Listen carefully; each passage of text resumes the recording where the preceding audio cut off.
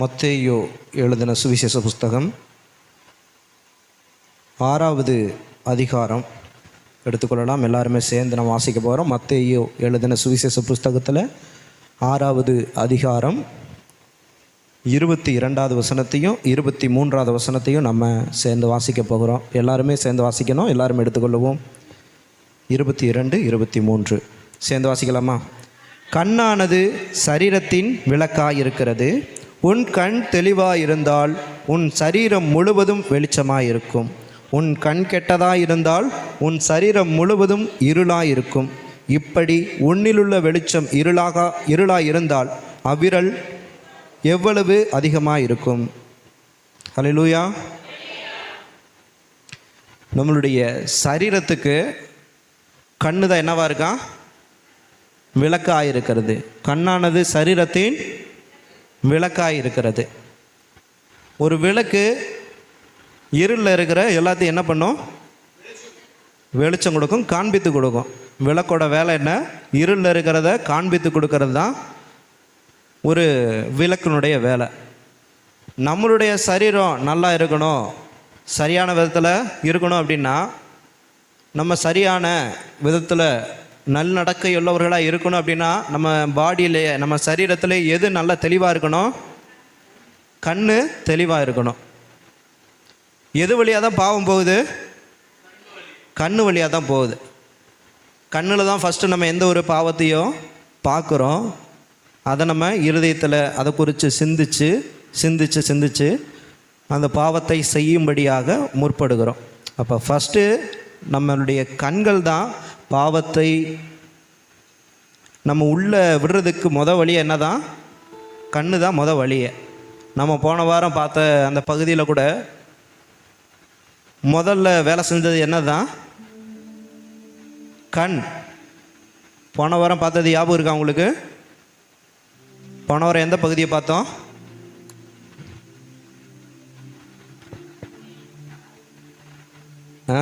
கண்ணு, காது, வாய்.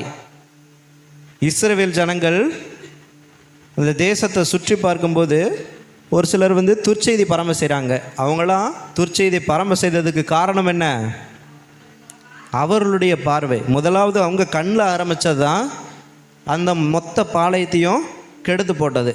ஃபஸ்ட்டு ஆரம்பிக்க விட்ட இடம் எந்த இடம்? கண்.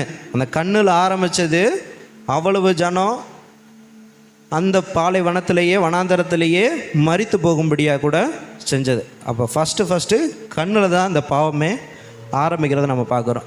இன்னும் நம்ம நிறையா சம்பவங்கள் நம்ம எடுத்துக்காட்டால் இந்த வேதாகமத்தில் நம்ம பார்க்கலாம். முதலாவது நம்ம பார்க்குறோம் ஆதாம் ஏவாள். அங்கேயும் எதில் தான் பாவம் ஸ்டார்ட் ஆகுது? கண்ணில் தான் ஸ்டார்ட் ஆகுது. ஆதியாகமம் 3வது அதிகாரத்தை திருப்பிக் கொள்ளலாம்.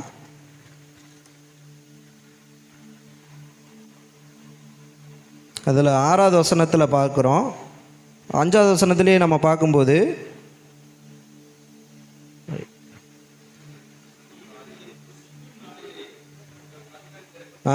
நீங்கள் இதை புசிக்கும் நாளிலே உங்கள் கண்கள் திறக்கப்படும் என்றும். உங்கள் கண்கள் திறக்கப்படும். எது திறக்கப்படுமா? கண்கள் திறக்கப்படும். ஃபஸ்ட்டு வச்சதை எங்கே தான்? கண்ணில் தான். இவன் நான் கெடுக்கணும்னு அவசியம் இல்லை. இவன் கண்ணை திறந்து விட்டால் போதும், இவனே கெட்டு நாசமாக போயிடுவான்னு அவனுக்கு தெரிஞ்சதுனால தான் ஃபஸ்ட்டு எடுத்தோன்னா கை வச்சதை எங்கே தான்? கண்ணில் தான். கண்ணை திறந்து விட்டால் போதும், இவனை கெட்டு சீரழிஞ்சு போயிடுவான். நம்ம எதுக்கு கெடுக்கணும்னு? நம்மளே பார்த்து தானே கெட்டு போகிறோம். எல்லாத்தையும் நம்ம கண்ணிலேயே சொந்த கண்ணாலேயே பார்த்து எல்லாத்தையும் சரீரம் முழுவதுமாக நம்ம கெடுத்து கொண்டு வருகிறோம். இந்த கண்ணு வழியாக போகிறது தான். இந்த உலகத்துலேயே இந்த கண்ணை வச்சு தான் பிசாசு வேலையை காட்டுறான். அவளும் என்ன பண்ணுறா? முதலாவது அந்த ஸ்திரீ பார்க்குறா, அது புசிப்புக்கு நல்லதும் பார்வைக்கு இன்பமும் புத்தியை தெளிவிக்கிறதற்கு இச்சிக்கப்படத்தக்க விருட்சமாக இருக்கிறதென்று கண்டு, அதை கண்டு தன்னோட பார்வைக்கு அது இன்பமாக இருக்கான். பார்வைக்கு இன்பமாக இருக்கிறது என்று கண்டு அதை எடுத்து புசித்தாலாம். முதலாவது ஸ்டார்ட் ஆகிறது எங்கே தான்? கண்ணில் தான் அந்த பாவமே முதலாவது ஸ்டார்ட் ஆகுது. கண்ணை தொட்டான், அடுத்து கெட்டாங்க. கண்ணு திறந்தது, நன்மை தீமை அறிந்தார்கள், தாங்கள் நிர்வாணிகள் என்று அறிந்தார்கள். கண்ணை திறக்கிற வரைக்கும் அவங்களோட ஆவிக்குரிய கண்கள் திறந்திருந்தது. அவன் கண்ணை திறந்தான், அவன் நிர்வாணின்றதை அறிந்து கொண்டான். அதுக்கு முன்னாடி வரைக்கும் ஆதாமை பார்க்குறோம், விசுவாச கண்கள் அவனுக்கு திறந்திருந்தது. ஆராதனைகள் எனக்கு அந்த ஒரு தாட்டு வந்தது. அது வரைக்கும் பாருங்கள், கொண்டு வர்ற பறவைகளுக்கு தன்னோட மனைவிக்கு கூட யார் பேர் வைக்கிறா? ஆதாம் பேர் வைக்கிறாரு. காணாத ஒன்றை இது வரைக்கும் அந்த பறவைகளை பார்த்ததும் இல்லை, அந்த ஜீவ ஜந்துக்களை பார்த்ததே இல்லை. அவைகளெல்லாம் தேவன் கொண்டு வரும் பொழுது அவைகளுக்கு என்னென்ன பேருன்னு சொல்லி ஆதாம் பெயர் சூட்டுகிறார். காணாததை குறித்த ஒரு காரியம். மனிதனிடத்துலேருந்து தான் எலும்பை எடுத்தான்னு சொல்லி ஆதாமுக்கு எப்படி தெரியும்? அவனை மயக்கம் நித்திரை வர வச்சு தான் அவனிடத்துல இருந்து எலும்பை எடுக்கிறார். அவன் பார்க்கலை. ஆதாம் பார்த்தானா? அவனிடத்துல இருந்து தான் எலும்பு எடுக்கப்பட்டதுன்னு பார்த்தாரா? இல்லை. இருந்தாலும் அதை விசுவாசிக்கிறார். என்னிடத்திலிருந்து எடுக்கப்பட்டபடினால், மனிதனிடத்திலிருந்து எடுக்கப்பட்டபடினால இவன் மனுஷி அப்படின்னு சொல்லி. அது வரைக்கும் அவரிடத்துல காணப்பட்டது விசுவாச பார்வை. அந்த பழத்தை சாப்பிட்டதுக்கு அப்புறமா அவன் கண் திறக்கப்பட்டது. அவன் கண்ணு திறந்ததுக்கு அப்புறமா அவன் பார்க்குறான். அப்போ தான் கண்ணில் படுறது பூரா தெரியுது, தான் ஒரு நிர்வாணின்றது தெரியுது. அது வரைக்கும் காணாததை கூட கண்டு விசுவாசிக்கத்தக்கதான ஒரு விசுவாச பார்வை இருந்தது. கண்ணு திறந்ததுக்கு அப்புறமா தான் அவனுக்குள்ள ஒரு அவிசுவாச பார்வை அவனுக்குள்ளே கடந்து வர்றதை பார்க்குறோம்.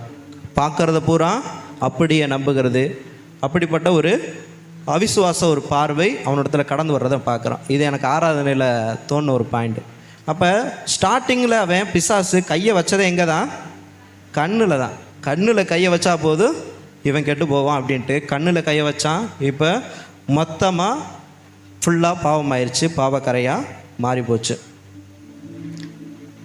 அப்படியே பாவம் தொடர்ந்து அப்படியே ஒவ்வொரு சந்ததியாக கடந்து வருது. நம்ம நிறைய இடங்களில் நம்ம பார்க்குறோம், கண்ணுலேருந்து தான் ஸ்டார்ட் ஆகுது. நம்ம இப்போ நீதிமொழிகள் 4வது அதிகாரத்தில் கூட பார்க்குறோம்.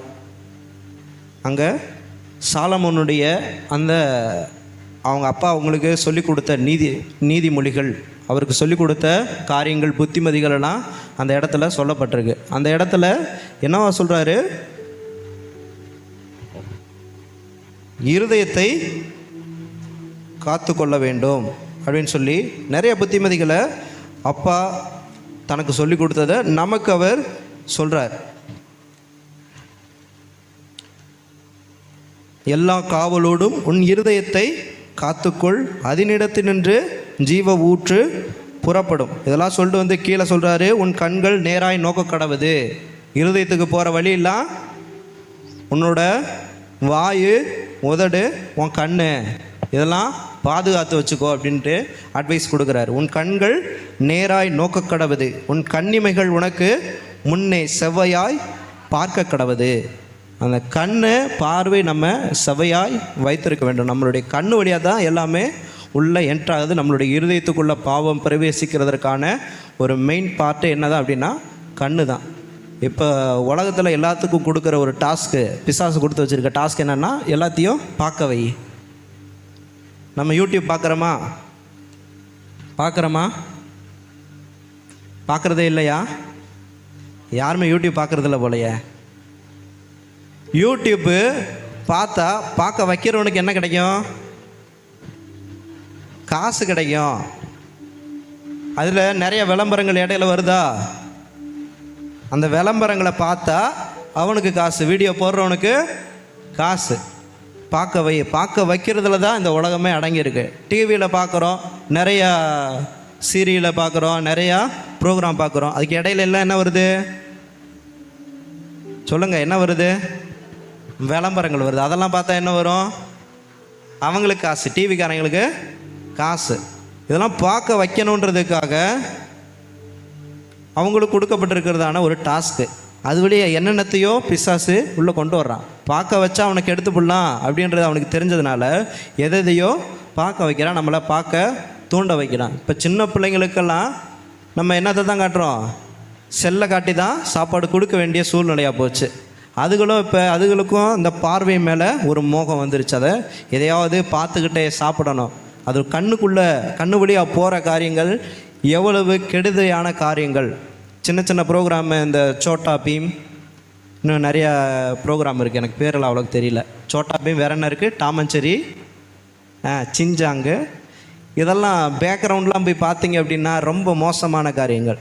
ஒவ்வொரு காரியமும் பிள்ளைகளுக்கு என்னத்தை கற்றுக் கொடுக்குறாங்க அப்படின்னா எப்படி கலாய்க்கிறது அப்படின்றது. அது என்ன ப்ரோக்ராமு, சின்சாங் தானே. அதில் எப்படி டீச்சரை கலாய்க்கிறது, எப்படி பெரியவங்களை கலாய்க்கிறது, எப்படி அந்த மாதிரி காரியங்கள். இன்னொன்று எப்படி ஒரு பிள்ளையை கரெக்ட் பண்ணுறது, இதெல்லாம் சொல்லிக் கொடுக்குறாங்க அந்த ப்ரோக்ராமில் வருது. இதெல்லாம் எங்கள் அண்ணன் தான் எனக்கு சொல்லிக் கொடுத்தா. அவன் எதுக்குன்னே ஒரு ஸ்லைடெல்லாம் ரெடி பண்ணி வச்சுருக்கான். பைபிள் காலேஜ் படிக்கும்போது அவன் ரெடி பண்ணது. அதெல்லாம் பார்த்தா அவன் நிறைய காரியங்கள் இதை குறித்து ஆராய்ஞ்சு வச்சுருக்கான். பார்க்க வச்சு பிசாசு எப்படி கெடுக்கிறான் அப்படின்றத. ஒரு சின்ன பிள்ளைகளுக்கு நம்ம சாதாரணமாக சரி செல்லை பார்த்தா அழாமல் இருப்பானே அப்படின்னு சொல்லிட்டு செல்லை காட்டி சாப்பாடை ஊட்டிடுறோம். ஆனால் சாப்பாட்டோடு சேர்ந்து என்னவும் அவனுக்குள்ளே போயிட்டுருக்கு, பாவமும் உள்ளே போயிட்டுருக்கு. பாவத்தை எவ்வளவுக்கு திணிக்க முடியுமோ நம்மளே திணிச்சிக்கிட்டு இருக்கோம். சாப்பாட்டோடு சேர்த்து தீமைகளையும் அவனுடைய இருதயத்தில் வெறுத்துக்கிட்டு இருக்கோம், பிள்ளைகளுடைய இருதயத்தில். அதை பார்க்க வச்சு கெடுக்கிறதுல தான் பிசாசு கை தேர்ந்த ஆள். அதுதான் இந்த உலகம் ஃபுல்லாக அதை பரப்பிட்டான். அந்த ஆரம்ப காலத்தில் செஞ்ச அதே தந்திரமான வேலை தான் இந்த காலத்துலேயும் நமக்கே தெரியாமல் நம்ம மத்தியிலேயே செஞ்சுக்கிட்டு இருக்கான். பாரு, நீ கண்டதை பாரு. நம்ம பார்க்குற அந்த ஒவ்வொரு வீடியோவிலையும் ஒவ்வொரு காரியத்துலையும் கெட்டதை இடையில நான் நல்லது தானே பார்க்குறேன்னு நினைப்போம். இடையிலையும் ஏதோ ஒரு சின்ன விஷயத்தை, சின்ன ஒரு தீமையான காரியத்தை நம்ம இருதயத்தில் போடுவோம். சின்ன வார்த்தையாக கூட இருக்கலாம், சின்ன ஒரு வார்த்தை தான் இருக்கும். அந்த வார்த்தையை நம்ம இருதயத்தில் போட்டு நமக்குள்ள ஒரு கலையை விதைக்க பண்ணுவான். இப்படி பிசாசனுடைய தந்திரங்களை நம்ம முதலாவது தெரிந்து கொள்ள வேண்டும். இதுதான் பிசாசனுடைய தந்திரம். நம்மளை பார்க்க வச்சு கெடுக்கிறான். நம்ம பார்வையில் முதலாவது கண்ட்ரோல் ஆகணும். அதுதான் சாலமோன் சொல்கிறாரு, உன் கண்கள் நேராய் நோக்க கடவுது, அவள் தன் கண் இமைகளினாலே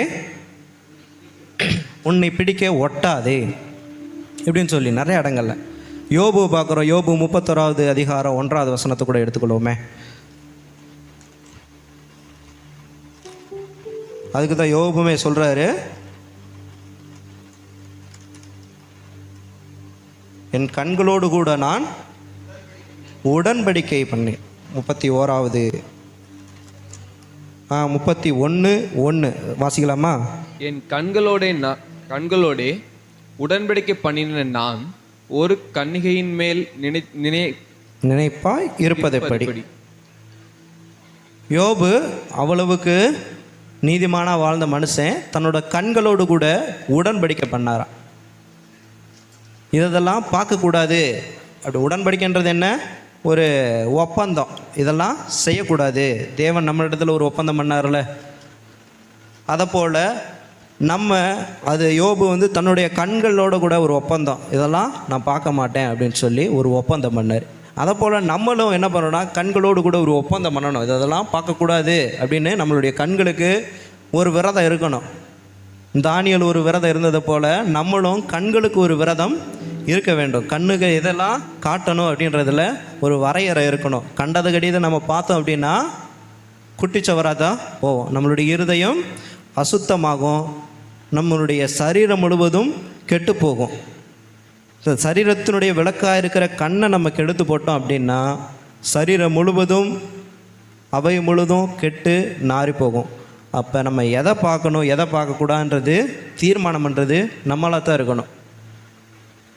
கண்டது கடிதை பார்த்தோம் அப்படின்னா நாம கெடுத்து போட்டுக்கிட்டு இருக்கோம் அப்படின்றது அர்த்தம். அதுதான் சங்கீதங்களோட 119வது சங்கீதத்தில் நிறையா பகுதிகளை நம்ம பார்க்கும்போது தாவீது நிறைய இடத்துல சொல்லுவார், என்னோடய கண்களை நீங்கள் திறந்துருளுங்க, உம்முடைய வேதத்தின் அதிசயங்களை நான் பார்க்கணும் அப்படின்னு சொல்லி. என்னுடைய கண் பார்வை ஃபுல்லாக எங்கே இருக்கணும்? தாவீது என்ன சொல்கிறாரு? வேதத்தில் உள்ள அதிசயங்களை பார்க்கும்படி என் கண்களை திறந்தருளும். அப்போ நம்ம கண் எதை பார்க்கறதுக்கு திறக்கணும்? வேதத்தில் இருக்கிற அதிசயத்தை பார்க்கும்படியாக நம்மளுடைய கண்கள் திறக்கப்பட வேண்டும்.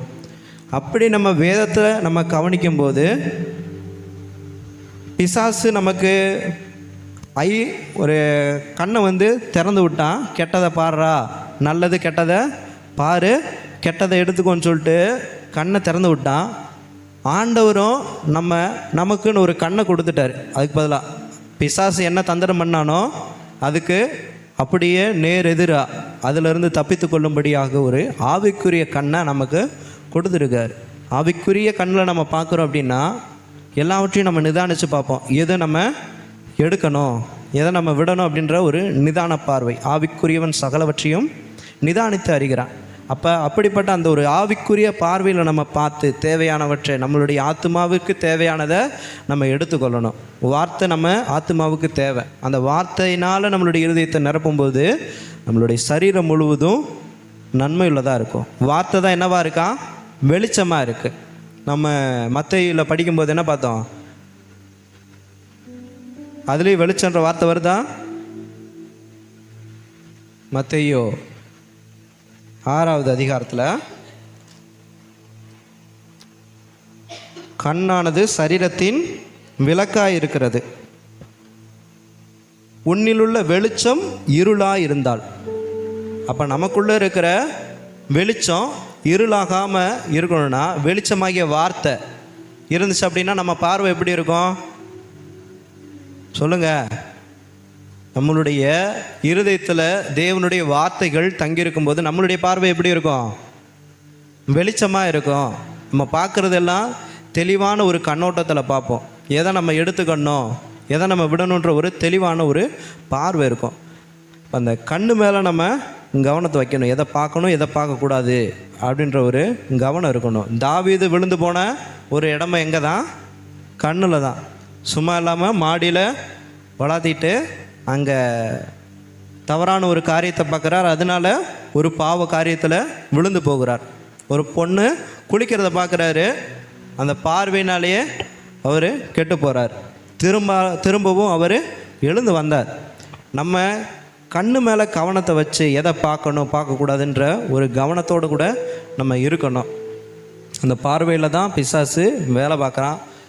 ஆகவே நம்மளுடைய கண்ணின் மேலே கண்களோடு கூட ஒரு உடன்படிக்கை செய்து எதெல்லாம் நம்ம பார்க்கணும் பார்க்கக்கூடாது, பார்த்தாலும் அதில் நம்ம எதை எடுத்துக்கொள்ளணுன்ற ஒரு தெளிவான ஒரு பார்வை, அந்த ஒரு வெளிச்சம் நம்மளிடத்தில் இருக்கும்படியாய் அந்த ஒரு நேராய் பார்க்கக்கூடியதான அந்த ஒரு பார்வை நம்மளிடத்தில் காணப்பட வேண்டும். அப்படிப்பட்ட ஒரு பார்வையை நமக்கு தேவன் தருவாராக. ஆமென். ஹல்லேலூயா. நம்ம இவ்வளோ நேரம் எதை பற்றி கேட்டுக்கிட்டு இருந்தோம் சொல்லுங்கள் பார்க்கலாம். இங்கே இருக்குங்கிறவங்க சத்தம் ஹல்லேலூயா சொல்லுங்கள். பலர் இங்கே இல்லை, பார்த்தீங்களா? கேட்குதா? காது கேட்குதா? எதை பற்றி கேட்டுக்கிட்டு இருந்தோம்? சத்தமாக சொல்லுங்கள். கண்ணை பற்றி சொன்னதுனால நாங்கள் கண்ணை மூடி இருப்போம்னு இருக்கக்கூடாது. ஆமென். கண்ணை இருத்தி என்ன செஞ்சிடக்கூடாது? மூடிடக்கூடாது. மூட வேண்டிய இடத்துல மூடணும், திறக்க வேண்டிய இடத்துல. ஒரு கேள்வி கேட்க போகிறேன். ஒரு கேள்வி. நியாயாதிபதிகள் புஸ்தகத்தில் தேவனால் வல்லமையாய் பயன்படுத்தப்பட்ட ஒரு மனுஷன் பேரை சொல்லுங்க பார்க்கலாம். சத்தமாக சொல்லுங்க பார்க்கலாம்.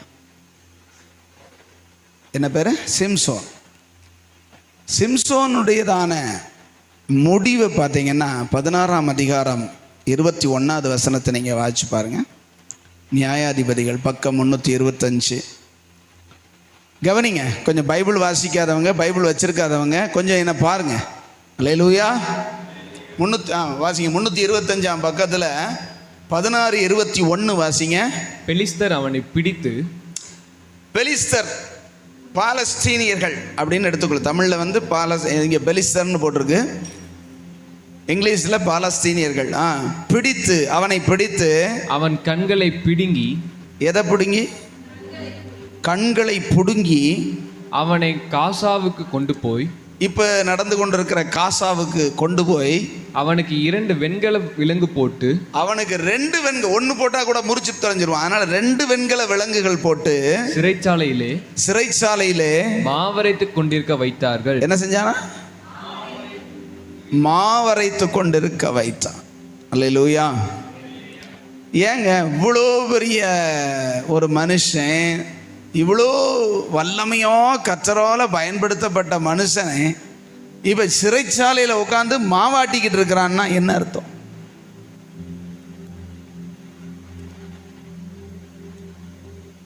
சொல்லுங்க.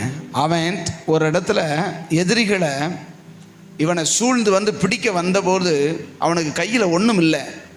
என்னடா கிடைக்குன்னு சுற்றி முற்றி பார்த்தனா ஒரு கழுதை, செத்து போன கழுதையினுடைய தாடை எலும்பு. தாடை எலும்பு எத்தனை பேர் பார்த்துருக்கீங்க?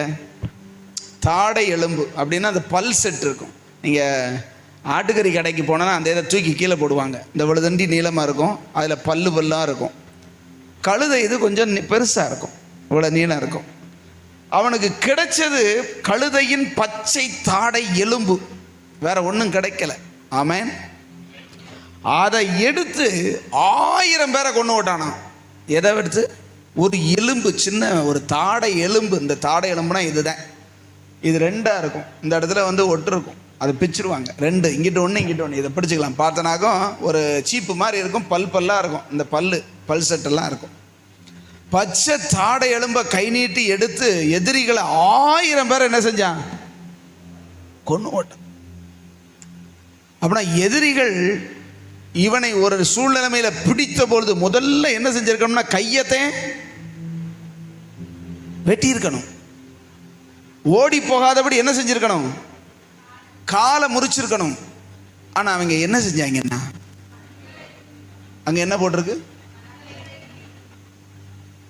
அவனை வெளிச்சம் இருந்தா தாண்டா அப்படிங்கிறது மாதிரி நீ என்னத்தை செஞ்சாலும் தப்பிச்சிருவ.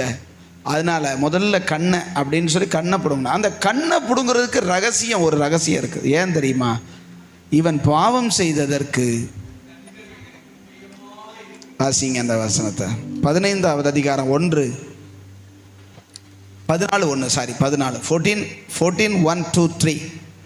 சிம்சோன் திம்னாத்துக்கு போய், திம்னாத் என்கிறதான பெலிஸ்த தேசத்துக்கு போய், திம்னாத்திலே பெலிஸ்தரின் குமாரத்திகளில் ஒரு பெண்ணை கண்டு, அதை அண்டர்லைன் பண்ணுங்க, கண்டு, அடுத்து திரும்ப தன் வீட்டுக்கு வந்து தாயையும் தகப்பனையும் நோக்கி, திம்னாத்திலே பெலிஸ்தரின் குமாரத்திகளில் ஒரு பெண்ணை கண்டேன்.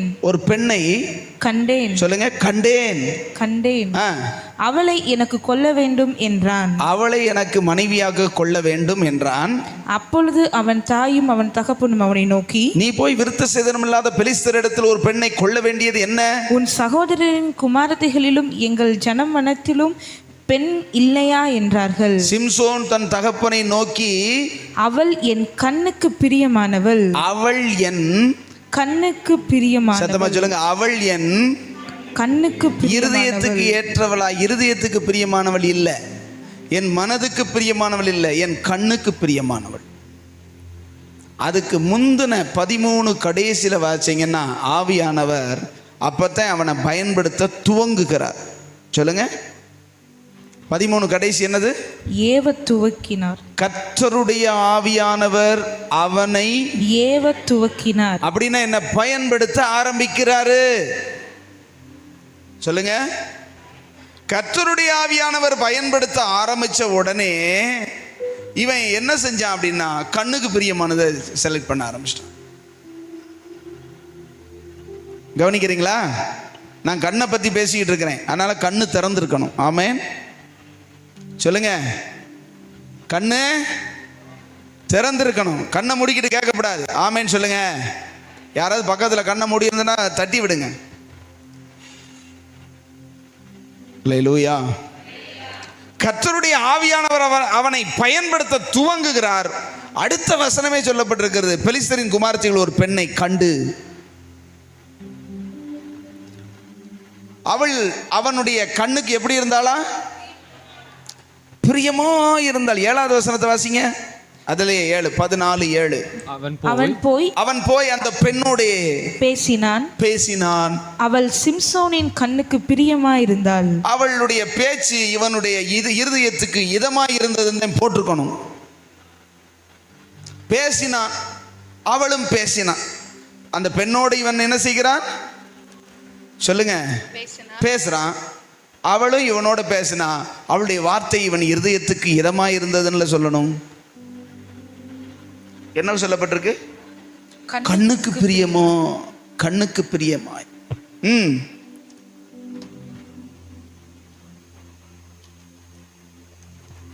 16:1 வாசிங்க.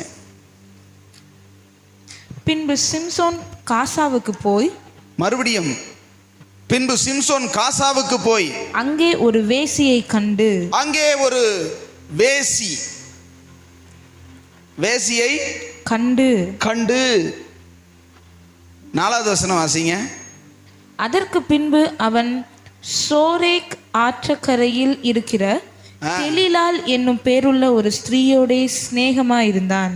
அங்க போய் பார்த்தனா இப்படி கண்ணுக்கு பிரியமா இருக்கிறதை எல்லாம் கண்டு அதை செய்து கொண்டே இருந்ததுனால முதல்ல என்ன செஞ்சாரு? கண்களை பிடுங்கினான். அல்லேலூயா. தப்புன்னு தெரியுது, ஆனா அது பிரியமா இருக்கே. உன் கண் நேராய் நோக்க கடவது. வசனம் என்ன சொல்லுது? உன் கண் நேராய் நோக்க கடவது. அப்படின்னா என்ன? யாரை பார்க்கணும்? எபிரேயர் 3ஆம் அதிகாரம் 1வது வசனம். எபிரேயர் இப்படி இருக்க பரம அழைப்புக்கு பங்குள்ளவர்களாகிய பரிசுத்த சகோதரரே, நாம் அறிக்கை பண்ணுகிற அப்போஸ்தலரும் பிரதான ஆசாரியருமாய் இருக்கிற கிறிஸ்து இயேசுவை கவனித்து பாருங்கள். கிறிஸ்து இயேசுவை நோக்கி பார்க்கணும், கவனித்து பார்க்கணும். ஆனா எதை கவனிக்கிறோம்? நம்ம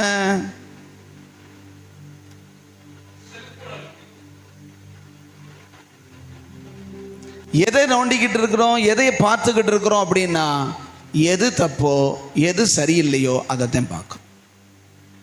நீங்கள் ஒரு பேப்பரை அப்படி விரித்து பாருங்களேன். நியூஸ் பேப்பரை நீங்கள் விரிச்சா கொலை, கொள்ளை, கற்பழிப்பு, இவன் அவனோடு ஓடிப்போனா, அவன் இவனோடு ஓடிப்போனான், அப்புறம் இந்த வீட்டில் கொள்ளை, அந்த வீட்டில் கொள்ளை, இவனை வழிப்பறி செஞ்சான். இந்த நியூஸை தவிர வேறு எந்த நியூஸாவது இருக்கான்னு கேளுங்க. இவன் லஞ்சம் வாங்கும்போது பிடிபட்டான், கையும் களவுமா பிடிபட்டான். ஃபுல் அண்ட் ஃபுல் எது எதெல்லாம் தப்போ அத்தனையும் அதில் என்ன செஞ்சிருக்கு? ஏதாவது நல்ல விஷயம் போட்டிருக்குதா? நல்ல ஆலோசனைகள் போட்டிருக்குதா? அப்படின்னா சில இந்த வெள்ளிக்கிழமை மட்டும் என்னென்னா 3 தெய்வத்துக்குரிய, அந்த இந்து, கிறிஸ்டியன், முஸ்லீம், அந்த 3 தெய்வத்துக்குரிய ஒரு சின்ன கீழே அந்த போதனைகளை போட்டிருப்பாங்க. அதை எவனுமே படிக்கிறது கிடையாது. ஏன் அப்படின்னா அதெல்லாம் உபதேசம்லாம் நமக்கு பிடிக்காது. எது கெட்டதோ, சினிமா படங்களை பாருங்க, அப்படி பவர்ஃபுல் கலரில் 5 கலரில் 4 கலர் மிஷினில் அப்படி பல பல பலான்னு போட்டிருப்பான். அதைத்தேன்னு நாக்கா தொங்க போட்டுக்கிட்டு என்ன செய்யறது?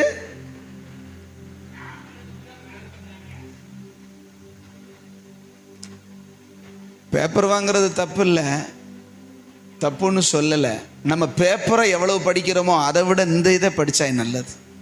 ஆமேன்னு சொல்லுங்களேன். நீங்கள் அந்த நீதிமொழிகள் 4ஆம் அதிகாரத்தில் ரொம்ப அழகான வார்த்தைகள்லாம் இருக்குது. நீங்கள் அதை கவனிச்சிங்களான்னு தெரியல. நான் அதைத்தான் வெள்ளிக்கிழமை பேசுவோன்னு நினச்சிருந்தேன், ஆனால் ஆண்டவர் வேற இடத்துல கொண்டு போயிட்டார். நீங்கள் பாருங்களேன், 20வது வசனத்துல வாசிங்க. என் மகனே, என் மகனே, என் வார்த்தைகளை கவனி. என் வார்த்தைகளை கவனி. எதை கவனிக்க சொல்றாரு? வார்த்தைகளை. எதை கவனிக்க சொல்றாரு? அவருடைய வார்த்தையை கவனிக்க சொன்னா நம்ம எதை கவனிக்கிறோம்? தினமலரையும் தினத்தந்தியையும் இன்னும் என்னென்னத்தையோ கவனிச்சுக்கிட்டு அதை எப்படா பேப்பர் வரும், பேப்பர் இன்னைக்கு வரலன்னு டென்ஷன். பேப்பர்காரனுக்கு சுகம் இல்லை, அவன் கொண்டு வரல, அது அவனுக்கு வியாபாரம் போச்சு, அது வேற விஷயம். பேப்பர் இன்னைக்கு வரல, என்ன 7 மணிக்கு நீ கொண்டு வர்ற, 5 மணிக்கு கொண்டு வர்றவன் அவன்கிட்ட ஒரு சண்டை. அவ்வளவு தீமையான விஷயத்தையோ நேற்று நடந்ததை முழுவதையும் அவன் எடுத்து போட்டு காசாகிட்டு போயிடும். ஆண்டவர் சொல்றார், மகனே வாசிங்க, மகனே என் வார்த்தைகளை நீ என்ன செய்ய? கவனி. என் வசனங்களுக்கு உன் செவியை சாய்ச்சு கொஞ்சம் வார்த்தையை என்ன செய்ய? கேளு. எத்தனை பேர் ஆடியோ பைபிள் கேட்கீங்க? எத்தனை பேர் ஆடியோ பைபிள் கேட்குறீங்கன்னு கேட்குறேன். செல்ஃபோனில் நம்ம வச்சுருக்கோம், நிறையா இருக்குது, பைபிளெல்லாம் இருக்குது. அதில் ஒரு ஸ்பீக்கர் இருக்கும், அதை தொட்டால் அவ்வளோ வசனங்களையும் வாசித்து கேட்டுக்கிட்டே இருக்கலாம். அல்லேலூயா. நான் சில பேர்கிட்ட பேரை சொல்லி என்ன சொன்னேன்னு கேட்க போகிறேன். சில பேர் கண்ணை மூடிக்கிட்டு இருக்கிறதுனால அவங்ககிட்ட கேட்பேன், எழுப்பி விட்டு கேட்க போகிறேன். அல்லேலூயா சொல்லுங்க. ஆமாம், எழுப்பி விட்டு கேட்க போகிறேன். எந்திங்கன்னு சொல்லி நான் என்ன சொல்லிக்கிட்டு இருக்கேன்னு கேட்க போகிறேன். என் வார்த்தையை என்ன செய்ய கவனின்னு கர்த்தர் சொல்கிறாரு. ஆனால் நம்ம வேற எதையோதையும் கவனிச்சுக்கிட்டு இருக்கிறோம். எத்தனை பேர் கர்த்தருடைய வார்த்தையை கவனித்து அந்த வார்த்தைக்கு செவி கொடுக்கிறோம்? 21 உன் கண்களை விட்டு பிரியாதிருப்பதாக. எவைகள்? வார்த்தைகள்.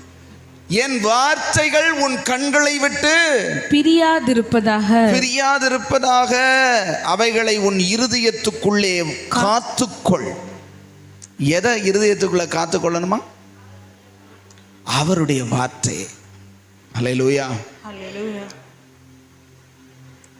ஒரு பேய் பிடிச்சு ஒருத்தங்களுக்கு ஆடுது அப்படி வச்சுக்கோங்க. அது பயங்கரமாக பேய் பிடிச்சு ஆடுது. நீ கொன்றுவனாக்கும் அதாக்கும் இதாக்குன்னு தலையை விரிச்சு போட்டு ஆடுது. எத்தனை பேர் போய் தையில கை வச்சு போ பிசாசே அப்படின்னு சொல்லுவீங்க? கையை வைத்துங்க சொல்லுங்க.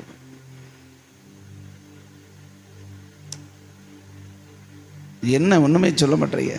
ஒரு பிசாசு திடீர்னு நீங்கள் போகிற பஸ்ஸில் தலையை விரிச்சு போட்டு ஆடி இன்னும் வருது. அதெல்லாம் பார்த்துருக்கீங்களா? நானே அப்படித்தான் ஆடுவேன். அல்லேலூயா சொல்லுங்க. பல நேரங்களில் நான் வீட்டில் அப்படித்தானே ஆடிக்கிட்டு இருக்கிறேன். நான் வேற பார்க்கணுமா? வீட்டுக்கு வாங்க, இங்கேயே எங்கள் வீட்லேயே பல பேய்கள் ஆடிக்கிட்டேன் இருக்குது அப்படிங்கிறீங்களா? நாங்கள் எப்படி போய் பேயை துரத்த? இந்த வார்த்தைகள் உங்கள் வாயிலையும் உங்கள் கண்ணுலையும் உங்கள் காதுலையும் உங்கள் இருதயத்திலையும் நிரம்பிருச்சுன்னா நீங்கள் சும்மா உக்காந்து இருந்தாலே பேய் ஆடும். அல்லேலூயா.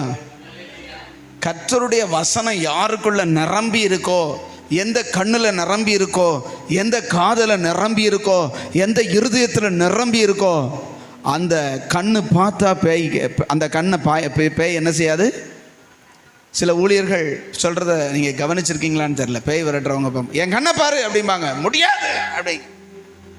ஏன் தெரியுமா? ஏன் கண்ணை பார்க்க முடியல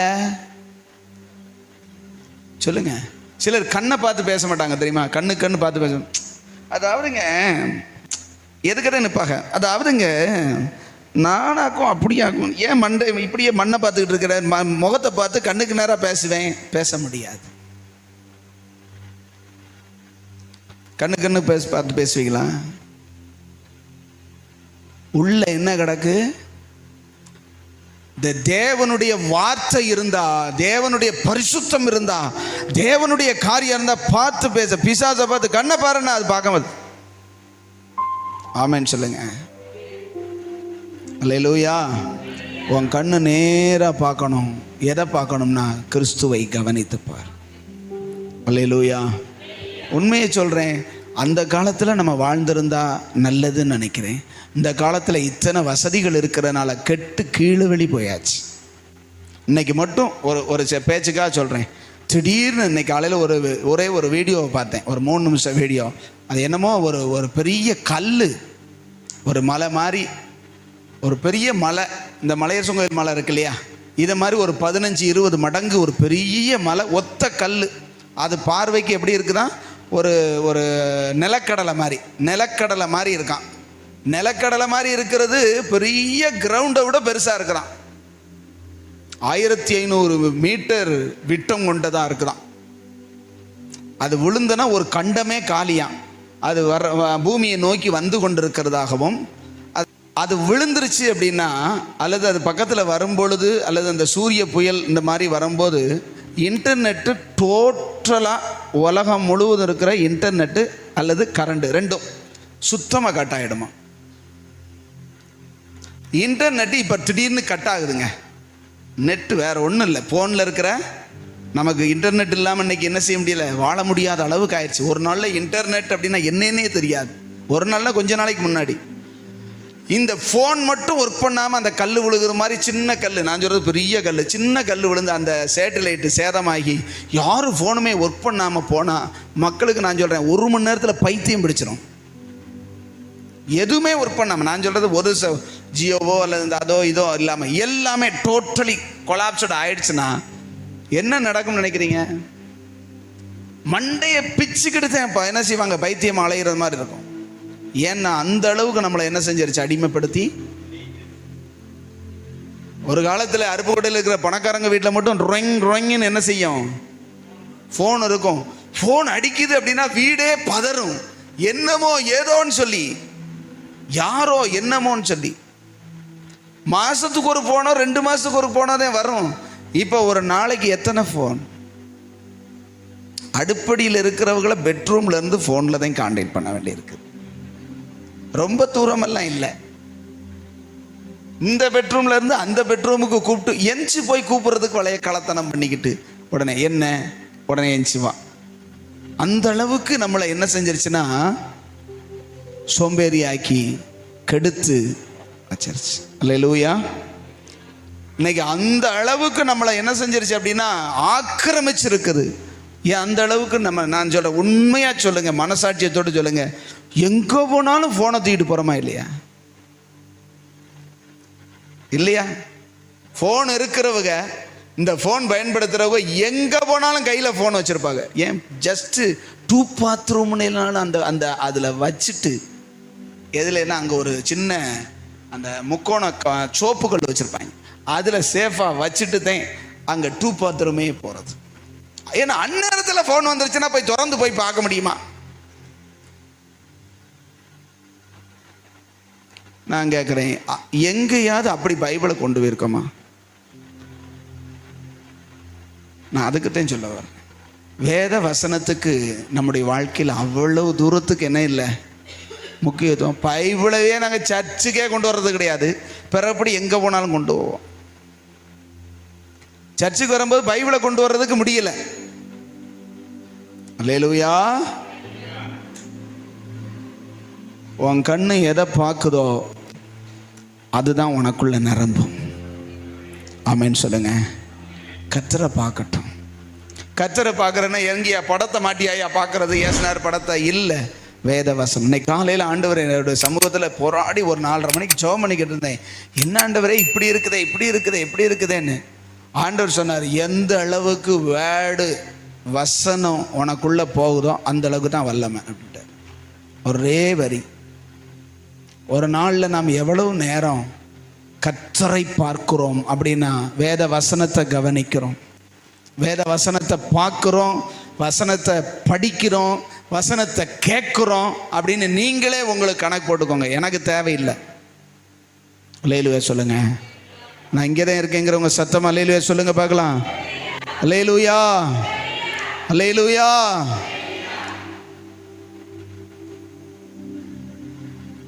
கவனிங்க, வசனம் வரும்போது தூக்கம் வரும், அதான் பிசாசு இருக்கான்னு அர்த்தம். ஆமேன்னு சொல்லுங்க. கண்ணவே திறக்க முடியலையா, கண்ணை பிடுங்கி வச்சிருக்கான்னு அர்த்தம். நான் இந்த முந்திர பகுதியில் பார்த்து கொண்டிருக்கும்போது எனக்கு ஒரு சின்ன ஒரு தாட் ஆண்டவர் கொடுத்தார்.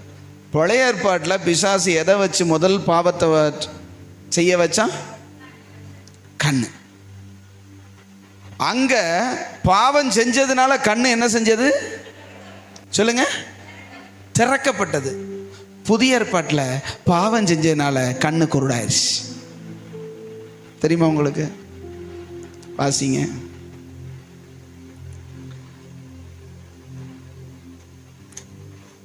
பழைய ஏற்பாட்டை நம்ம வாசிட்டோம். ஆதியாமம் நான் என்ன செஞ்சிட்டோம்? கண்ணு திறந்தது அப்படின்னு நம்ம பார்த்தோம் இல்லையா? 2 கொரிந்தியர் 4:4.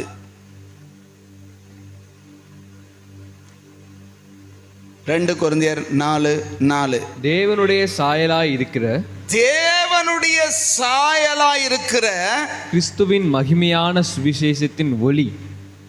கிறிஸ்துவினுடைய மகிமையான சுவிசேஷம் அப்படிங்கிற ஒளி அவிசுவாசிகளாகிய அவர்களுக்கு பிரகாசமாயிராதபடிக்கு இப்பிரபஞ்சத்தின் தேவனாயிருக்கிற சாத்தானானவன் அவர்களுடைய மனதை குருடாக்கினான். அவருடைய மனக்கண்ணை குருடாக்கிட்டான். யாருக்கு? அவிசுவாசிகளுக்கு. அவிசுவாசிகள் பாவத்தில் இருக்கிறாங்க. பாவம் செய்கிறதுனால அவங்களுடைய மனக்கண் எப்படி இருக்கிறது? தப்புன்னு கூட தெரியாத அளவுக்கு செய்யக்கூடிய அளவுக்கு இருண்டு போய் கிடக்கிறது மனக்கண். அல்லேலூயா சொல்லுங்க. பழைய ஏற்பாட்டில் ஆதியில தேவன் புறக்கண்ண, அதாவது வெளிப்புறகாரமான கண்ணு இருந்தது, இல்லாம இல்லை. ஆதாமும் எவளும் என்ன குருடாவா இருந்தாங்க? ஆதாம் எவளும் நம்ம கண்ணு, இந்த கண்ணு இருந்ததா இல்லையாங்க அவங்களுக்கு? கர்த்தர் படைக்கும் போது இந்த கண்ணு இருந்ததா இல்லையா? இதை வச்சு பார்த்தாங்க. சரி, அப்படி பார்க்கும்போது ஏன் அவங்க நிர்வாணமா இருக்கிறது தெரியல?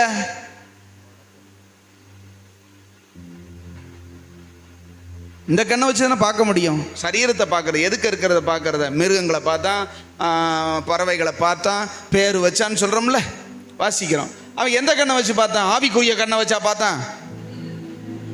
புறக்கண்ணை வச்சு தானே பார்த்தான். அப்புறம் ஏன் நிர்வாணமா இருக்கிறது தெரியல? தாமதம் நிர்வாணமா இருக்கிறதே தெரியல.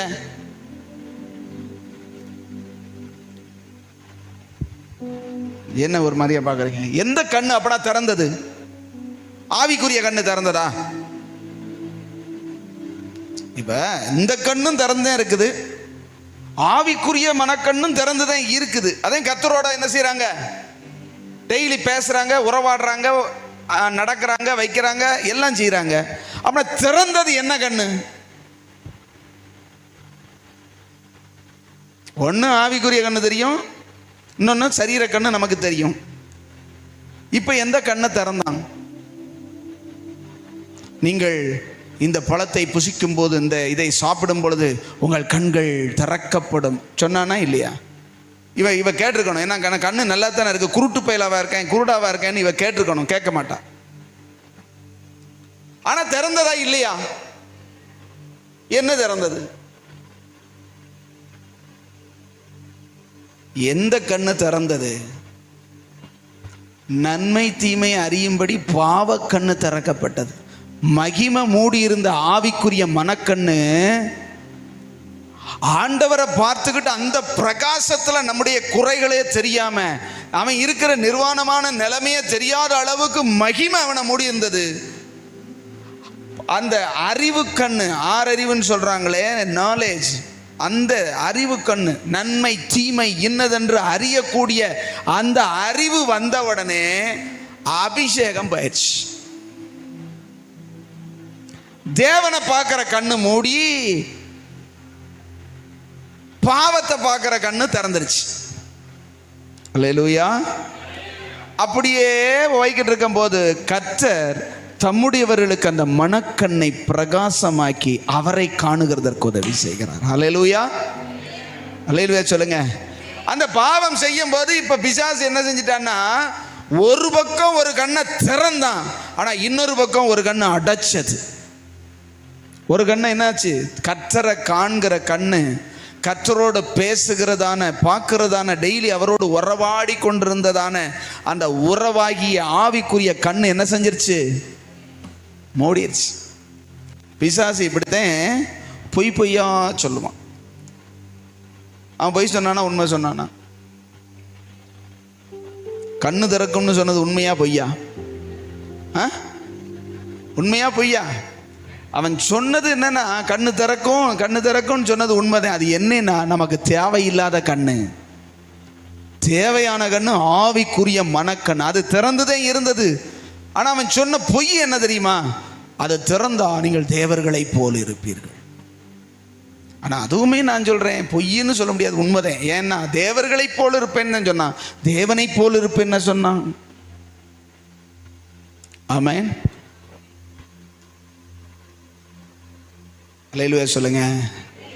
பிசாசுனுடைய சொல்ல கேட்டு, பிசாசு கண்ணுக்கு அழகா இருக்கு, அது பார்வைக்கு இன்பமும் புசிப்புக்கு நல்லதும் புத்தியை தெளிவு. இதெல்லாம் பார்த்து நம்ம தெரிஞ்சுக்கிட்டாதான் நமக்கு புத்தி அறிவு வரும். இன்னைக்கு நிறைய நாலேஜ் வரும் அப்படின்னு சொல்லி கண்டதையும் கடியதையும் நிறைய பார்த்து பார்த்து ஆவிக்குரிய மனக்கண்ணை என்ன செய் சொல்லுங்க. கர்த்தர் பேசுறது தெரியல, கர்த்தர் அசைவாடுறது தெரியல, கர்த்தருடைய காரியங்கள் ஒண்ணுமே தெரியல. ஆனா உலகம் தெரியுது, ஏகப்பட்ட கிரிமினல் தெரியுது, அசுத்தமெல்லாம் தெரியுது, பலவிதமான ஆண்டவருக்கு பிரியமில்லாத காரியங்கள்லாம் நமக்கு புரியுது. ஆனா கர்த்தர் அசைவாடுறது மட்டும், கர்த்தர் பேசுறதுனா விளங்கல. ஒரு சகோதரி என்கிட்ட சொன்னாங்க, சுகம் இல்லை அப்படின்னா என்ன செய்யறது சொல்லுங்க சொல்லுங்க. சுகம் இல்லை, உங்க பிள்ளைக்கு சுகம் இல்லைன்னா என்ன செய்வீங்க? சத்தமாக தான் சொல்லுங்களேன். ஏன் உங்களுக்கே சுகம் இல்லாட்டி என்ன செய்வீங்க? நமக்கு தெரிஞ்சதெல்லாம் அதுதான். ஒருத்தங்க ஃபோன் பண்ணி என்கிட்ட சொல்கிறாங்க, என்ன சொல்கிறாங்க, பாஸ்டர் மகனுக்கு இப்படி ஒரு வியாதி வந்துருச்சு, ஒரு பிரச்சனை வந்துருச்சு, உடனே ஜெபம் பண்ணுங்க, கர்த்தர் சுகம் கொடுக்கட்டும்ங்கிறாங்க. சொல்லலாமா சொல்லக்கூடாதா? கர்த்தர் சுகம் கொடுப்பாரா கொடுக்க மாட்டாரா? கொடுப்பாரா? அப்படின்னோடனே ஜெபம் பண்ணாச்சு. இயேசுவின் நாமத்தினால் அந்த பொல்லாத வியாதி அப்படின்னு சொல்லி ஜெபம் பண்ணோம். அதுக்கப்புறம் அந்த சேர்ச்சுக்கு, ஆமாம் சுகம் இல்லாட்டி ஆஸ்பத்திரிக்கு போகிறத விட்டு போட்டு பாஸ்டர்கிட்ட ஜெபம் பண்ணா என்ன அர்த்தம் அப்படின்னு கேட்குறாங்க வேற ஒருத்தங்க. அதை பார்த்த ஒருத்தங்க, சுகம் இல்லாட்டி எங்கே போகணும்? ஆஸ்பத்திரிக்கு போகிறத விட்டு பாஸ்டர்கிட்ட போய் ஜெபம் பண்ணா ஆண்டவர் சுகம் கொடுப்பாரா? பிறப்பிலேயே கிறிஸ்தவங்க. நான் என்ன சொல்கிறேன்னா, பிறந்ததுலேருந்தே நம்ம பிள்ளைய மாதிரி பிறந்ததுலேருந்தே கிறிஸ்தவ குடும்பத்தில் பிறந்து வளர்ந்து கல்யாணம் முடிச்சு பிள்ளைகள்லாம் இருக்குது. ஒரு மூக்கில் ஒரு சொட்டு தண்ணி வந்துருச்சுன்னா உடனடியாக தூக்கிட்டு பாய்ந்தோடு எங்கே போகணும்? ஆஸ்பத்திரிக்கு போய் ஒரு 5000 செலவழிச்சிட்டு வரணும். அல்லேலூயா. தேவன் சுகம் கொடுப்பாருங்கிற வெளிச்சமே இல்லை. நான் தப்புன்னு சொல்லலை, அதுக்காக ஆஸ்பத்திரிக்கு போகக்கூடாதுன்னு சொல்லலை. மருந்துக்கு எதிரானவனும் கிடையாது. மருந்து என்ன செய்யலாம்? எடுக்கலாம். மருந்து வேலை செய்யலைன்னா நீங்கள் எடுக்கிற மருந்து உங்களுக்கு சுகம் கொடுக்கல, இப்போ என்ன செய்வீங்க? டாக்டர் சொல்லிட்டாரு, என்னால் முடிஞ்சதை நான் என்ன செஞ்சுட்டேன், பார்த்துட்டேன் ஐயா, உனக்கு தராத மருந்து இல்லை, எல்லாம் கொடுத்தாச்சு, இனிமே அவர் விட்ட வழிதன்னா இப்போ எங்கே வரணும்? ஏன் அதுக்கு முன்னாடியே வந்தா என்ன தரமாட்டாரா? எனக்கு முந்தி நான் சொல்கிறது ஒரு ரட்சிக்கப்பட்ட புதுசில் ஒரு 95 நினைக்கிறேன், இல்லை 95 96 ஞாபகம் இல்லை. பயங்கரமாக எனக்கு அப்போது தலைவலி வரும். இந்த எங்கள் வீட்டுக்கே ஒரு தொடர்ச்சியாக எங்கள் அம்மா அதிகமாக பித்த உடம்புனால பித்தம் கூடி போயிட்டா, டீ குடிப்போம்ல நம்ம தரணையும் போது என்ன செய்வோம், டீயோ குடிச்சு தள்ளுவோம். ஒரு 3 மாதம் ஒரு மாதத்துக்கு ஒருக்க என்ன செஞ்சிடணும்னா பித்த தலைவலி வந்துடும். அப்போது ஒரு மாத்திரை கால்பாலோ என்னமோ ஒன்றுன்னு நினைக்கிறேன், ₹1 50 காசோ, அதை வாங்கி போடுவேன், சரியாக போயிடும். அதே மாதிரி எனக்கு நான் மில்லில் வேலை பார்த்து நின்ன காலத்தில் வீட்டில் தெர்னஸ் எடுக்கும்போது பயங்கரமான தலைவலி வந்துருச்சு. போய் படார்னு போய் என்ன செஞ்சிட்டேன்னா ஒரு மாத்திரையை வாங்கி, நமக்கு ரெகுலர் தானே, மாத்திரையை போட்டாச்சு. மாத்திரை போட்டு 1 மணி நேரம் ஆச்சு, தலைவலி இம்மினி ஆகில் என்ன செய்யலை, குறையலை. இன்னொரு மாத்திரையை போட்டாச்சு, குறையலை. இப்போ என்ன செய்யறது? எனக்குள்ள ஒரு விசுவாசம் வந்தது, ஏதோ நம்ம மேலே என்னது, நம்மகிட்ட ஏதோ ஒரு குறை இருக்கு போல. ஆண்டவர் சமூகத்தில் போய் நம்ம என்ன செய்யணும், ஜெபம் பண்ணணும்னு சொல்லி அந்த தலைவலியோட வெயிலோட நேராக எங்கள் சர்ச்சுக்கு போனேன். இதே மாதிரி ஒரு சர்ச்சு அங்கே இருக்குது மணி நேரத்தில். அங்கே போனேன். அங்கே எங்கள் பாஸ் உட்காந்து பைபிள் படிச்சுக்கிட்டு இருந்தார். அவர் ரெகுலராக உட்காந்துருப்பார். என்னப்பா அந்நேரம் வந்திருக்க வேலை பார்க்காம அப்படின்னாரு. நம்ம கைத்தறி தான் நெய்கிறோம். என்னப்பான்னாரு, பாஸ்டர் தலைவலி சமாளிக்க முடியல அப்படின்னு. சரி அதுக்கு என்ன செய்யணுங்கிற அப்படின்னாரு. மாத்திரையெல்லாம் போட்டுட்டேன், மாத்திரையெல்லாம் போட்டாலும் கேட்க மாட்டாது, இப்போ ஜெபம் பண்ணுங்க எனக்கு அப்படின்னு நான் வாட்டுக்கு நடுவில் முழங்கால் போட்டேன். அவர்கிட்ட பேசிகிட்டு இருக்கும்போதே அவர் வேறு வழி இல்லாமல், அவர் நார்மலாக வீட்டில் எப்படி இருப்பாங்க, ஒரு கைலியோட ஒரு பனியனோட ஒரு துண்டோட அப்படின்னு, என்னப்பா சரி நான் ஜெபம் பண்ணுங்க அப்படின்னு. ஜெபம் பண்ணுங்கன்னு நான் வாட்டுக்கு நெடுமுழங்கால் போட்டு ஜெபம் பண்ணுங்கன்னு சொல்லிட்டேன். அவர் வேறு வழியே இல்லாமல் திடுதுப்புன்னு இப்படி வந்து சேரான்னு வந்தார். ஆண்டவரே உங்களுடைய இறக்கங்கள் வரட்டுமாப்பா அப்படின்னு சொல்லி அவரால் முடிஞ்ச அளவு ஜெபம் பண்ணார். ஜெபம் பண்ணி முடிஞ்ச உடனே அப்படியே எந்திரிச்சேன், தலைவலி இல்லை. அல்லேலூயா சொல்லுங்களேன். அவர் என் தலையை வச்சு உருட்டி அப்படியெல்லாம் இல்லை, ஒரு சின்ன ஜெபம், எதுக்குன்னா கர்த்தரால சுகம் கொடுக்க முடியுங்கிறது அந்த விசுவாசத்தை நமக்குள்ள உண்டாக்குறதுக்காகத்தான். அல்லேலூயா சொல்லுங்க. அப்படின்னா இவ்வளவு நாள் மாத்திரை சுகம் கொடுத்ததே, ₹1 மாத்திரை சுகம் கொடுக்கும். கர்த்தரே தான் அதை ஏற்படுத்தி வச்சிருக்கார். அல்லேலூயா சொல்லுங்க. மாத்திரை எடுக்கிறது தப்பு இல்லை, மாத்திரை கைவிடும் போது கர்த்தர் தான். அல்லேலூயா சொல்லுங்க. நம்ம கண்ணு எதை பார்க்குது? கர்த்தரை பார்க்குதா, கர்த்தர் உண்டு பண்ணி வச்சிருக்கிறத பார்க்குதா? இன்னைக்கு நிறையா பேருடையதான, நான் சொல்கிறேன் கண்ணுன்னு நீங்கள் கண்ணில் கண்ணாடி போட்டிருக்கிறது, நான் கூட கண்ணாடி தான் போட்டிருக்கேன், எனக்கு கூட கண்ணு பிரச்சனை. நான் அதை சொல்லலை, நம்முடைய ஆவிக்குரிய கண். அல்லேலூயா. நான் சொல்கிறேன் உலகத்துக்குரியதை பாவத்துக்குரிய, இன்னைக்கு நிறைய பேருக்கு தவறானதை பார்க்கிறதே தப்புன்னு தெரியாத அளவுக்கு மனக்கண் குருடாக்கப்பட்டிருக்கிறது. பிசாசு தப்பானதை இதை செஞ்சால் ஆண்டவருக்கு பிடிக்காதே, ஆண்டவருடைய பிரசன்னம் போயிருமே அப்படிங்கிறது கூட என்ன செய்யலை, தெரியாத அளவுக்கு ஒரே முங்கு, அதில் தான் முங்கி ஃபுல் அண்ட் ஃபுல். கர்த்தர் இந்த காலை வேளையில் நம்மை எச்சரிக்க விரும்புகிறார். உன் சிந்தை, உன் கண்ணு, உன் இருதயம், உன் வாய் எல்லாம் வசனத்தால் நிரப்பட்டும். ஆமேன்னு சொல்லுங்களேன். டெய்லி நான் சொல்கிறேன், ஒரு ப்ராக்டிஸ் பண்ணுங்க. டெய்லி ஒரு செய்தி ஆகிலும் கேட்பேன். அப்படி என்ன செய்தி? துர்ச்செய்தியா? ஒரு தேவ மனுஷனுடைய ஒரு நல்ல மெசேஜை டெய்லி 1 நாளும் கேளுங்க. அல்லேலூயா. நைட்டு கேளுங்க, காலையில் கேளுங்க, உங்களுக்கு என்ன நேரம் கேட்க முடியுமோ கேளுங்க. ஒரு நாளைக்கு ஒரு செய்தியாகிலும் உங்கள் வீட்டில் என்ன வசதி இருக்கோ, செல்ஃபோன் இருக்குதோ, டேப் ரெக்கார்டு இருக்குதோ, அல்லது எனிஒன் சிடி இருக்கலாம், எது வேணாலும் சரி, டெய்லி ஒரு செய்தியாகிலும் கேளுங்க. நல்ல தேவ மனிதருடைய செய்தி. ஆமேன்னு சொல்லுங்களேன். அப்படி செய்தீங்கன்னா அன்னன்னைக்கு உங்களை தூக்கி, அன்னன்னைக்கு உங்களை லிஃப்ட் பண்ணி ஆண்டவரோட இணைச்சிக்கிட்டே இருக்கும். அல்லேலூயா சொல்லுங்களேன். இந்த வாரம் விட்டாச்சுன்னா அடுத்த வாரம்தான் பைபிளை தொடர்றது, அடுத்த வாரம்தான் ப்ரேயர். செட்டே ஆகாதுங்க. கர்த்தருக்கும் உங்களுக்கும் தொடர்பே இருக்காது. வேணா நீங்களாம் நினச்சிக்கலாம் நான் கர்த்தருக்குள்ளே இருக்கிறேன், அப்படியே எவ்வளோ நேரம் ஜெபம் பண்ணுறீங்கன்னு உங்கள் ஒரு மணி ஒரு நாளுக்கு எத்தனை மணி நேரம்னு சொல்லி எழுதி ஜெபம் பண்ணி பாருங்கள். எவ்வளோ நேரம் ஜெபம் பண்ணேன். தேவனோடு இருக்கிற நேரம் சில நிமிஷம் கூட கிடையாது அநேகருடைய வாழ்க்கையில். தனிப்பட்ட ஜெபம் கிஞ்சித்தும் கிடையாது. முழங்கால முடக்கி ஆண்டவருக்கு முன்பதாக கையை உயர்த்தி நிற்கிற பழக்கமே கிடையாது சிலருக்கு. நான் கிறிஸ்தவன், நான் ஆண்டவருடைய பிள்ளை, வெக்கத்தை விட்டுதான் சொல்ல வேணும். ஆமேன்னு சொல்லுங்க. பிசாசு கை தட்டி சிரிப்பான் அவனை பார்த்து. எத்தனை பேர் தேவ சமூகத்தில் ஆண்டவரே நீர் என்னோடு பேசும், என் கூட இருக்கிறத நான் உணரணும், உங்கள் பிரசன்னத்தினால நிரம்பணும், இந்த நாள் முழுவதும் உங்கள் பாதுகாப்புக்குள்ளே நான் இருக்கணும், உமக்கு பிடித்தமில்லாத உமக்கு பிரியமில்லாத காரியத்தை நான் செய்யாதபடிக்கு என் கண்களையும் என்னுடைய செவியையும் என் வாயையும் என்னை என்ன செய்யும், காத்துக்கொள்ளும். எத்தனை பேர் ஜெபம் பண்ணுறீங்க? அல்லேலூயா. எந்திக்காமலும் அப்படியே இருட்டுக்குள்ளே தேடி எடுத்து அப்படி இப்போத்தான். அல்லேலூயா சொல்லுங்களேன். நான் சொல்கிறது புரியுதா உங்களுக்கு? சாப்பாடு இல்லாமனாலும் இருந்துடலாம், செல்லு இல்லாமல் இருக்க முடியாதுங்கிற நிலவைக்கு வந்துருச்சு இந்த ஜெனரேஷனே. இனி அடுத்த ஜெனரேஷன் என்ன ஆக போதோ தெரியலை. இன்னைக்கு பிள்ளைகளை கண்டிஷனில் வளர்த்தா, கண்டிஷன் பண்ணுனா என்னென்னமெல்லாம் சொல்லுதுங்க தெரியுமா? ஆமேன்னு சொல்லுங்க. வசனம் சொல்லுது, உன் பிள்ளையானவனை நடக்க வேண்டிய வழியில் நடத்து, முதிர் வயதிலும் அதை விடாதிருப்பான். ஆமேன்னு சொல்லுங்களேன். அல்லேலூயா. இன்னைக்கு நிலவரம் ரொம்ப ரொம்ப ரொம்ப மோசம், ரொம்ப மோசம்.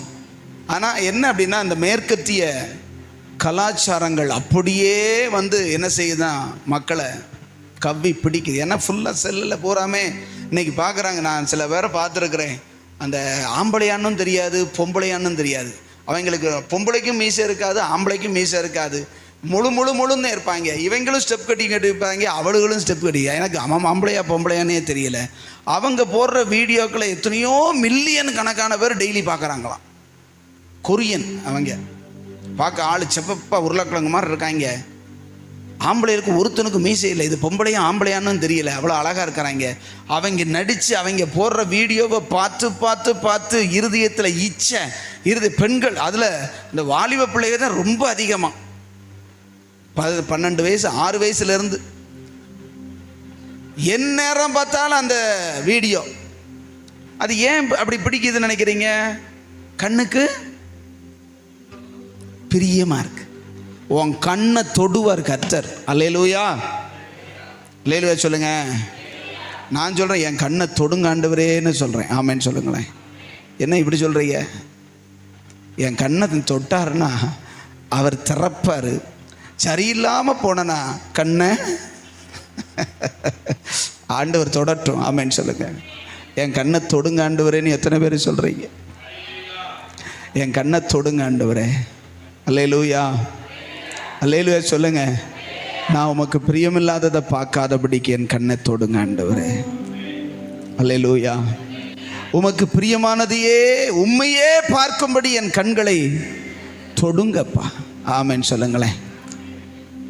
ஒரு செகண்ட் டச்சிங் நமக்கு என்ன செய்யணும்? வரட்டும். ஒரு 2வது தொடுதல் வரட்டும். முதலாவது தொட்டு ஆண்டவர் ரட்சித்து கொண்டு வரும் பொழுது நடக்கிற மனுஷங்களெல்லாம் எப்படி பார்க்குறோம்? அந்த லூக்காவில் அந்த சம்பவம் இருக்குது. ஒருத்தன் குருடன் வந்து, ஆண்டவரே நான் பார்வையடைய வேண்டும் என்றான். உடனே ஆண்டவர் அவன் கண்ணை தொட்டு என்ன செய்தார்? பார்வையடைவாயாகனார். இப்போ என்னத்தை பார்க்குறேன்னா, நடக்கிற மனுஷனை எல்லாம் மரம் போல பார்க்குறேன்னா. எப்படி?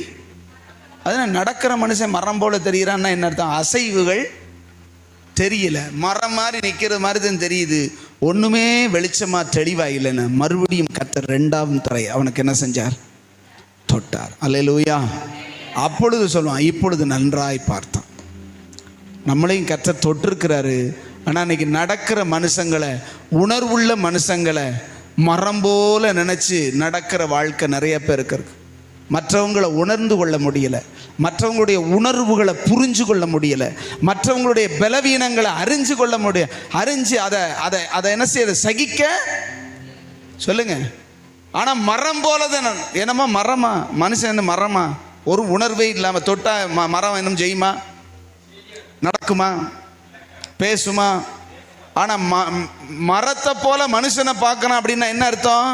உணர்வற்றவனா. மற்றவங்களுக்கு யாருக்கும் உணர்வு கூட, எனக்கு மட்டும்தான் உணர்வு. என்னைய சொன்னால் படக்கணும் என்ன செய்யும்? சொல்லுங்க. ஒரு வார்த்தை சொல்ல முடியாது, முணுக்கணும் என்ன செஞ்சிடும்? சொல்லுங்களேன். ஆனால் மற்றவங்களை நான் என்ன பேசினாலும் அவங்களுக்கு உணர்வே இருக்கக்கூடாது. உன் பார்வையை மாற்று. ஆமென் சொல்லுங்க. கர்த்தர் உன்னை 2வது தொடட்டும். மனுஷனை பார், அவன் என்னைய போல பலவீனமானவன். ஆமென் சொல்லுங்களேன். இன்னைக்கு நிறைய பேர் மற்றவங்களை புரிஞ்சுக்கிறதுக்கு கூட முடியாத. ஏன்னா நான் கர்த்தரை சரியாக பார்த்தேன்னா கர்த்தர் முதல்ல என்ன செய்வார் தெரியுமா? என்னையே எனக்கு காட்டி கொடுப்பார். ஆமென். நான் சொல்கிறதுக்கு வசனம் இருக்குது, நான் வசனம் இல்லாமல் சொல்லலை. கர்த்தரை காணுகிற கண்கள் அடுத்து பார்க்கிறது எதை பார்க்கும் தெரியுமா? சொல்லுங்க. அவரை பார்த்த உடனே, அவரை நோக்கி பார்த்து அவரை பார்த்துட்டோம், அவருடைய சாயலை பார்த்துட்டோம் அப்படின்னா அடுத்து தெரிகிறது, ஐயையோ நான் இவ்வளவு மோசமானவனா இருக்கேன். வசனம் இருக்குதா அதுக்கு? நான் சொல்றதுக்கு வசனம் இருக்குதா? ஏசாயா தீர்க்கதரிசியின் புஸ்தகத்தை எடுங்க. ஏசாயா தீர்க்கதரிசியின் புஸ்தகம் 6ஆம் அதிகாரம்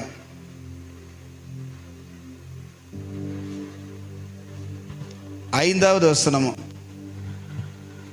வாசிங்க. அப்பொழுது நான், ஐயோ அதமானேன், நான் அசுத்த உதடுகளுள்ள மனுஷன், அசுத்த உதடுகளுள்ள ஜனங்களின் நடுவில் வாசமாயிருக்கிறவன், சேனைகளின் கர்த்தராகிய ராஜாவை என் கண்கள் கண்டதே என்றேன். இந்த வெளிப்பாடு அவனுக்கு எப்படி வந்தது? நீங்க இந்த 5 அதிகாரத்தையும் போய் வாசிச்சு பாருங்க. அடிச்சு பொளந்து கட்டிடுவான். யார? சீயோன் குமாரத்தி, உன் தலையை மொட்டையாக்குவார் கர்த்தர், நீ பாவத்தினால நிரம்பி இருக்கேன்னு சொல்லி எல்லாரையும் அடியோடின்னு அடிப்பான். நீங்க போய் வாசிச்சு பாருங்க. 1-2 வாசிச்சிங்கன்னா உங்களுக்கு தெரியும். வாசிங்க. 3ஆம் அதிகாரம் 16. பின்னும் கர்த்தர் சொல்லுகிறதாவது, சீயோன் குமாரத்திகள் அகந்தையாய் இருந்து கழுத்தை நெரித்து கண்களால் மருட்டி பார்த்து ஒய்யாரமாய் நடந்து தங்கள் கால்களில் சிலம்பொலிக்க திரிகிறார்கள். ஆதலால் ஆண்டவர் சீயோன் குமாரத்திகளின் உச்சந்தலையை மொட்டையாக்குவார். கர்த்தர் அவர்களின் மானத்தை குலைப்பார். அடியோ நடிக்கிறான். ஆமென் சொல்லுங்களேன். ஆமென். யாரு?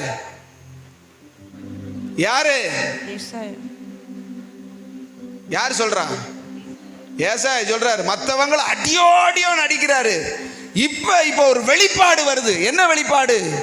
ஐயோ அதமானேன். ஆமென் சொல்லுங்களேன். ஆமென். என்னன்னா, நான் அசுத்தமான உதடுகள் உள்ள மனிதன், அசுத்த உதடுகள் உள்ள மனிதர்களுடைய மத்தியிலே வாசமாய் இருக்கிறவன். ஏன்னு கேட்டா, அந்த வெளிப்பாடு எப்படி வந்தனா, சேனைகளின் கர்த்தராகிய ராஜாவை என் கண்கள் கண்டதே. என்னைக்கு ஒருத்தன் கர்த்தரை பார்க்கிறானோ அன்னைக்கு தான் அவன் முழுசா தன்னை பார்ப்பான். தன்னை பார்த்தவனே சொல்லுவான், நான் இவ்வளவு மோசமானவனா? அல்லேலூயா. இந்த கர்த்தரை பார்க்காம இருக்கிற வரைக்கும் எல்லாரும் அடுத்தவங்களை தான் கோளாறு சொல்லிக்கிட்டு இருப்பாங்க. அவன் சரியில்லை, இவன் சரியில்லை, உன்னைய பார் கர்த்தர் எப்படி அடிப்பார்னு பாரு, உன்னைய பார் கர்த்தர் எப்படி நொறுக்குறாருன்னு பாரு. வந்துருச்சுல உனக்கு பிரச்சனை, போயிருச்சுல வகுத்தால போயிருச்சுல உனக்கு, பீச்சு அடிச்சு நீ செத்து போவ. அல்லேலூயா சொல்லுங்க. இப்படியெல்லாம் பேசத்தான் தோணும். அது அன்னைக்கு செமிக்காம போயிருக்கும். ஆமென் சொல்லுங்களேன். கொஞ்சம் விதையா எதையோ சாப்பிட்ருப்பாங்க. போயிருச்சுல பெட்டில் போட்டுருவாரு, உன்னைய போட்டு தள்ளிடுவாரு. ஆமென் அப்படிமா. ஏன் அப்படின்னா, இங்கே பார்க்காம, நம்மளை பார்க்காம, தன்னை பார்க்காம, மற்றவங்க குறையே தெரியுது. எதை பார்த்தாலும் இதை இவரை பார்த்தா மோசமாக தெரியுது, இவங்களை பார்த்தா ரொம்ப மோசமாக தெரியுது, அவங்கள அதை விட மோசமாக தெரியுது. ஏன் மோசமாக தெரியுதுங்க? கண்ணாடியில் போய் உன் மூஞ்சியை பாரு. ஆமென் சொல்லுங்களேன். எந்த கண்ணாடியில்? வசனமாகிய கண்ணாடியில் உன் முகத்தை பக்கத்தில் சொல்லுங்க. உன் முகத்தை பாருப்பா சொல்லுங்க. பக்கத்தில் கையப்படி உன் முகத்தை உனக்கு கொடுக்கப்பட்ட கண்ணாடியில் போய் பாரு. அல்லேலூயா. உன் மூஞ்சியை பார்த்தனா அடுத்த மூஞ்சியை சொல்ல மாட்டேன். அடுத்தவனை கையை நீட்டவே, அடுத்தவங்க கிட்ட ஒரு குறை பார்க்குறோம் அப்படின்னா உடனே அவன் மனசு சொல்லும், இவன் பரவாயில்ல, நான் ரொம்ப மோசம். ஆமென் சொல்லுங்க. கர்த்தரை பார்த்தவன் அதைத்தான் சொல்லுவான். அவர்னாலும் பரவாயில்ல, ஒரு சீரியலைத்தான் பார்க்குறாரு. ஆமென் சொல்லுங்களேன். நான் அவ்வளவு சீரியலை பார்த்து சீரழிஞ்ச வயனான். அல்லேலூயா. நான் சினிமாவே பார்த்து கெட்டு கீழே வழி போனவன். அவர்னாலும் சீரியலை வீட்டில் ஓசியாத்தையும் பார்க்குறாரு. அது கூட அந்த டிவிக்கு ஒரு ஆப்பை கர்த்தர் சொருகுனார்னா அது அத்தோட முடிஞ்சிடும். அல்லேலூயா சொல்லுங்களேன். எத்தனை பேருக்கு எத்தனை ஆப்புகளை சொருக போகிறாரோ தெரியல. அல்லேலூயா. ஆண்டவர்கிட்ட சொல்லணும், ஆண்டவரே உமக்கு பிடிக்காத காரியத்தில் ஒரு ஆப்பை சொருகி காலி பண்ணிருங்கப்பா. இப்படிலாம் ஜெபம் பண்ணுங்க. எது உங்களை கெடுக்குதோ அதன் மேலே கையை வச்சு, ஆண்டவரே இதை தூக்கிடுங்க ஆண்டவரே. உங்களை பார்க்காதபடிக்கு என் கண்ணை இது மறைக்குதுன்னா இது வேண்டாம் ஆண்டவரே சொல்லுங்களேன். கர்த்தரை பார்க்கணும். கர்த்தரை பார்க்க ஆண்டவர் எப்படிப்பட்டவர் சொல்லுங்க பார்க்கலாம். அந்த இதை சொல்லி நான் முடிக்கிறேன். கர்த்தர் எப்படிப்பட்டவர் சொல்லுங்களேன். ஆண்டவர் எப்படிப்பட்டவர்னா, இஸ்ரவேலின் தேவனாகிய கர்த்தர் ஒளியானவர். ஆமென். அவர் ஜோதியா இருக்கிற ஆண்டவர் சொல்ற, நான் உலகத்தில் இருக்கையில் உலகத்துக்கு சொல்லுங்க ஒளியாயிருக்கிறேன்னாரு. அந்த ஒளிக்கு முன்னதாக நீங்க போய் நின்னீங்கன்னா உங்களை வெளிச்சமாக்கிடுவார். ஆமென். இப்போ ஒரு சின்ன எக்ஸாம்பிள், ஒரு எக்ஸ்பிரிமெண்ட் சொல்லுவாங்க இல்லையா, சோதனை. சரியா? நீங்கள் இப்போ கவனிங்க. நீங்கள் நிற்கிறீங்க, முழுவதும் இருட்டில் நிற்கிறீங்க. இப்போ வெளிச்சம் இல்லை, அப்படி வைங்க. கவனிக்கிறீங்களா? எல்லாம் கவனிங்க. உங்ககிட்ட கேட்பேன் நான், இந்த இப்போ பதில் கேட்பேன். இருட்டில் நிற்கிறீங்க.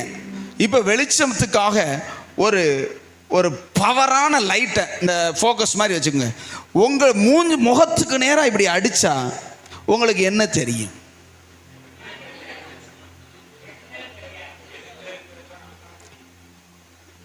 நான் கேட்குறது நல்லா புரிஞ்சுக்கோங்க. நீங்கள் இருட்டில் நிற்கிறீங்க. இப்போ உங்கள் மேலே உங்கள் முகத்துக்கு நேராக ஒரு பளிச்சுன்னு ஒரு ஒளி, பயங்கர ஒளி அடித்தா உங்களுக்கு என்ன தெரியும்? என் மேலே யாருமே இப்படி அடித்தது கிடையாதுன்னு சொல்கிறது மாதிரி தெரியுது. நீங்கள் பஸ்ஸில் போகும்போது, இந்த ரோட்டில் தனியாக போகும்போது, இருட்டில் போகும்போது அவன் வாட்டுக்கு பளீர்னு போட்டு விடுவான் பாருங்க. உலகமே இருண்டது மாதிரி, அந்த வெளிச்சம் நம்ம கண்ணை குருடாக்குனது மாதிரி நம்ம மட்டும் இப்படி பார்த்தா நம்ம தெரியும், வேற யாரும் எதுவும் என்னவுமே தெரியாது. நான் சொல்கிறேன் சரியா? அது டிரைவிங் பழகினவங்களுக்கு புரியும், அது பழக்கம் இருக்கும். நான் என்ன சொல்கிறேன்னா, உலகத்தின் ஒளியானவர் இயேசு, அவருக்கு முன்னாடி நீ நின்னேனா உன் கண்ணை மறைக்கிற அளவுக்கு அந்த ஒளி உன் மேலே பட்ட உடனே ஒன்றை மட்டும்தான் தெரியும், சுற்றி இருக்கிற யாரையுமே தெரியாது. அல்லேலூயா சொல்லுங்க. ஆனால் அந்த லைட்டை அமர்த்திட்டு கொஞ்சம் நேரம் சென்று பார்த்தா அந்த இருட்லையும் நடமாடுற மக்கள் தெரிவாக, போகிறவங்க தெரிவாங்க. என்ன இவன் இங்கிட்டு போகிறான், அவன் அங்கிட்டு போகிறான், அவன் அது சரியில்லை, இது சரியில்லை, இதெல்லாம் தெரியும். உன் மேலே ஒளி விழுந்துருச்சு, நீ ஒளியை பார்த்துட்ட அப்படின்னா ஒன்றையை மட்டும்தான் பார்க்க முடியும், வேறு யாரையும். அல்லேலூயா சொல்லுங்க. அதுதான் ஜீவ ஒளி. அந்த ஒளி நம்ம மேலே பட்டா நம்ம பிரகாசம் ஆயிடுவோம். ஒன்று. ரெண்டாவது, நம்மகிட்ட இருக்கிற அந்த சின்ன சின்ன தவறுகள்லாம் அப்பட்டமாக என்ன செஞ்சிடும்? அப்பட்டமாக நம்ம குறைதான் தெரியுமே தவிர அடுத்தவன் குறை. இப்போ மற்றவன் குறையா தெரியுதுன்னா என்ன அர்த்தம்? ஒளி ஓ மேலே படலை, கிருபையா அவங்க மேலே பட்டிருக்கிறனால உன் கண்ணுக்கு என்ன செய்யுது? நீ இருளில் இருக்கேன்னு அர்த்தம். உனக்கு மற்றவன் குறை தெரியுதுனாலே நீ என்ன எதில் இருக்க? சத்தமாக சொல்லுங்களேன், நான் இருட்டில் இருக்கிறேன். ஒளி என் மேலே பட்டா என்னைய மற்றவங்க பார்க்கலாம், ஆனால் என்னையும் நான் பார்க்கலாம். அவன் அங்கேருந்து பார்க்கும்போது இந்த சின்ன அழுக்கு என்ன செய்யாது, அவனுக்கு தெரியாது, ஆனால் எனக்கு தெளிவா. ஆமென் சொல்லுங்களேன். உங்கள் மேலே அவருடைய முகம் பிரகாசிக்கட்டும். அவரை நோக்கி பார்த்தவர்கள் 34 நாளில் சொல்லப்பட்ட சங்கீதத்தில், அவரை நோக்கி பார்த்தவர்கள் பிரகாசம் அடைந்தார்கள். அல்லேலூயா. எதை நோக்கி பார்க்குறோம்? இன்னைக்கு கர்த்தர் சொல்கிறார், உன் மனக்கண்ணை நான் பிரகாசமாக்க விரும்புகிறேன். நீ என்னைய பாரு. உன் மனக்கண்ணை குருடாக்குற விஷயத்தையே என்ன செய்யாத. பிசாசு தப்பு தப்பாக காட்டி காட்டி, தவறானதையே காட்டி காட்டி உன்னைய குருடு மேலே குருடு, அழுக்கு மேலே அழுக்கு, தப்பு மேலே தப்பை பார்த்து பார்த்து உன் மனசை குருடாக்கி வச்சிடறான். கர்த்தர் சொல்கிறாரு, நான் உன் மேலே பிரகாசிச்சேன்னா உனக்கு பிரகாசமான மனக்கண் வந்துடும். அல்லேலூயா. எத்தனை பேருக்கு அந்த பிரகாசமுள்ள மனக்கண்? நீங்கள் அப்படி கண்ணை மூடுனீங்கன்னா கர்த்தருடைய வெளிச்சத்தில் எல்லாம் தெரியும். அல்லேலூயா. ஒரு வீட்டுக்குள்ளே போய் ஜெபம் பண்ண கண்ணை மூடினீங்கன்னா அங்கே நடக்கிற ஆவியில் நடக்கிற காரியங்கள் கர்த்தர் காட்டுவார். ஆமென்னு சொல்லுங்களேன். தேவ பிரசன்னம் வர்றது தெரியும். இன்னைக்கு ஒன்றுமே தெரியும், கண்ணை மூடினா ஒரே கருப்பாக தான் பாஸ்டர் தெரியுது. பிறகு கருப்பாக தெரியாமல் அப்புறம் எப்படி தெரியும்? தேவ பிரசன்னம் இருந்தால் தான் அந்த பிரசன்னம் வெளியே போய் நடக்கிறவைகளை நமக்கு என்ன செய்யும்? சில ஊழியர்கள் அப்படி கண்ணை மூடினவுடனே நம்ம வாழ்க்கையில் இருக்கிறத டபா டபான்னு சொல்கிறாங்களே, என்ன அர்த்தம்? ஆண்டவர் அப்படியே அவங்களுக்கு சேட்டலைட் மூலமாக காட்டுறாரு நினைக்கிறீங்களா? இல்லை. தேவனுடைய பிரசன்னத்தில் இருந்து, தேவ பிரசன்னத்தினால் நிரம்பி, தேவனுடைய அந்த மகிமையினால் நிரம்பி வர்றாங்க. அந்த மகிமை அப்படியே என்ன செய்யணும்? ஸ்கேன் பண்ணுது. கையை வச்ச உடனே அங்கே என்ன செய்யுது சொல்லுங்க, அப்படி போகுது. நான் பல பேர ஊழியக்காரங்கிட்ட கேட்டும் இருக்கிறேன். ஆமாம், கண்ணவே திறக்க மாட்டேறீங்க, இப்படி வச்சுட்டு ஜெபம் பண்ணுறீங்க, போன்னு சொல்லிட்டு அடுத்தவங்களை கையை வைக்கிறீங்க. ஆனால் அவங்கள பற்றி உங்களுக்கு பேரும் தெரியாது, ஊரும் தெரியாது, யாரும் தெரியாது. ஆனால் க்ளீனாக சொல்கிறீங்களா? என்னென்ன நானாக சொல்கிறேன். அவர் நம்ம மூலையில் அவங்கள பற்றி அப்படியே என்ன செய்கிறாரு? ஒரு வெளிப்பாடு கொடுக்குறாரு, அப்படியே சொல்கிறோம். இதில் என்ன இருக்குது? இதுக்கு என்ன காரணம்? நாங்களும் தான் என்னென்னமோ சொல்லி ஜோம் பண்ணி பார்க்குறோம், வசனத்தை சொல்லி பார்க்குறோம், தலைகீழ தொங்கி பார்க்குறோம், வவ்வால் மாதிரி அப்படியே இப்படிலாம் வாழ்க்கையில் வாழ்கிறோமே, என்னென்னமோ செய்கிறோமே ஆண்டவரே என்ன அப்படின்னு கேட்டா அவர்கிட்ட கேட்டால் சொல்கிறாரு, தேவனுடைய சமூகத்தில் தேவ பிரசன்னத்தினால் நிரம்பி அவர் சமூகத்தில் எவ்வளோ நேரம் இருக்கிறீங்க அப்படின்னு கேட்டால் அங்கே தான் நம்ம பிளாப் என்ன செஞ்சிருது, பிளாப் ஆயிடுது வாழ்க்கை. அதுக்காக எல்லாருக்கும் அது கொடுப்பாருங்கிற அது வேற விஷயம், அது வந்து வெளிப்பாடு வரம், அது வேற விஷயம். அல்லேலூயா. அது அவங்களுக்குள்ள கர்த்தரே கிரியை செய்கிறது வேற, சமயத்துக்கு ஏற்றபடி கர்த்தர் கிரியை செய்கிறது வேற. நம்ம எந்த அளவுக்கு வெளிச்சமாகிறோமோ, எந்த அளவுக்கு அவரை பார்த்து பிரகாசமாகிறோமோ, அந்த அளவுக்கு நம்ம மூலமாக வெளிச்சம் என்ன செய்யும் மற்றவங்களுக்கு. ஆமேன்னு சொல்லுங்களேன். அல்லேலூயா. ஒரு சின்ன எக்ஸாம்பிள் மட்டும் சொல்லி முடிக்கிறேன். சூரியனுக்கு வெளிச்சம் கொடுக்குற தன்மை இருக்குதா, நிலாவுக்கு சந்திரனுக்கு வெளிச்சம் கொடுக்குற தன்மை இருக்கா? ஒரிஜினலா எது வெளிச்சம் கொடுக்கும்? சூரியன் வெளிச்சம் கொடுக்குதா, சந்திரன் வெளிச்சம் கொடுக்குதா? அப்படின்னா சந்திரன்ல இருந்து எப்படி ஒளி வருது? நிலா பெருசு பெருசாக தெரியுது, அப்படி மஞ்சள் கலராக பார்க்க அழகழகா பௌர்ணமியில பார்த்து அப்படி ரசித்து அப்படி கச்சக் கச்சக்குன்னு போட்டாலாம் எடுக்கிறோம். சூரியன் அழகா, சந்திரன் அழகா?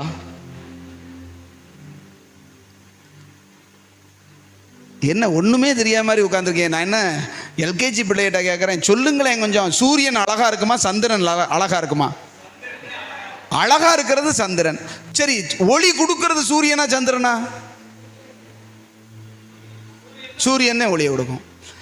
அந்த கொடுக்கிற ஒளி சந்திரன் மேல பட்டு நம்ம அதை பார்க்கும்போது சந்திரன் ரொம்ப அழகா இருக்கு, ஆனால் சூரியனை பிடிக்க மாட்டேங்குது நிறைய பேருக்கு. இந்த போடு ஓடுது. ஆமென் சொல்லுங்களேன். கர்த்தருடைய வெளிச்சத்தில் நீ நின்ன உன்னைய பார்க்க அழகா இருக்கும். உன் மேல தேவனுடைய முகம் பிரகாசிச்சா நீ அநேகருக்கு அழகா தெரிவ. லேலுவே சொல்லுங்களேன். ஆனா சூரியனை பார்க்கறதுக்கு யாருமே அழகா இருக்குன்னு சொன்னதே கிடையாது, சொல்ல போறதும் கிடையாது, அது சுட்டரிக்கும். ஆமென் சொல்லுங்களேன். ஆனா அந்த அந்த சந்திரனானது எப்பொழுது சூரியனுக்கு நேரே வந்து முழுவதுமா நம்ம பார்வையில் இருக்கோ, என்ன அழகா இருக்குது. லேலுவே சொல்லுங்களேன். சொல்றோமா இல்லையா? சந்திரனை பார்த்து நிலாவை பார்த்து ரசிக்காத பிள்ளை இருக்குதா? அந்த நிலா இல்லாட்டி எத்தனை பிள்ளைய சாப்பிடாது தெரியுமா? அல்லேலூயா சொல்லுங்க. நிலாவை பாரு டாபார்னு வாயில தள்ளுறோம். அல்லேலூயா சொல்லுங்க. நம்மளை காட்டி அநேகர் வாழ்வார்கள். ஆமென் சொல்லுங்களேன். நீ தேவனுடைய வெளிச்சத்தில் நின்னா உன் வெளிச்சம் அநேகருக்கு ஆசீர்வாதமா மாறும். ஆமென் சொல்லுங்க. ஆனா நம்ம நிற்க மாட்டோமே. அவருடைய முகத்தின் அறிவாகிய ஒளி நம்முடைய இருதயங்களில் பிரகாசிக்க வேண்டும். ஹல்லேலூயா. நம்முடைய கண்ணு எதை பார்க்குது? தேவையில்லாததை பார்த்த சிம்சோனின் கண்ணை கர்த்தர் புடுங்க வச்சார். நான் நினைக்கிறேன் அவன் கையத்தை வெட்டியிருக்கணும், ஏன்னா அத்தனை பேரை கொலை செஞ்ச கை. ஆமென் சொல்லுங்களேன்.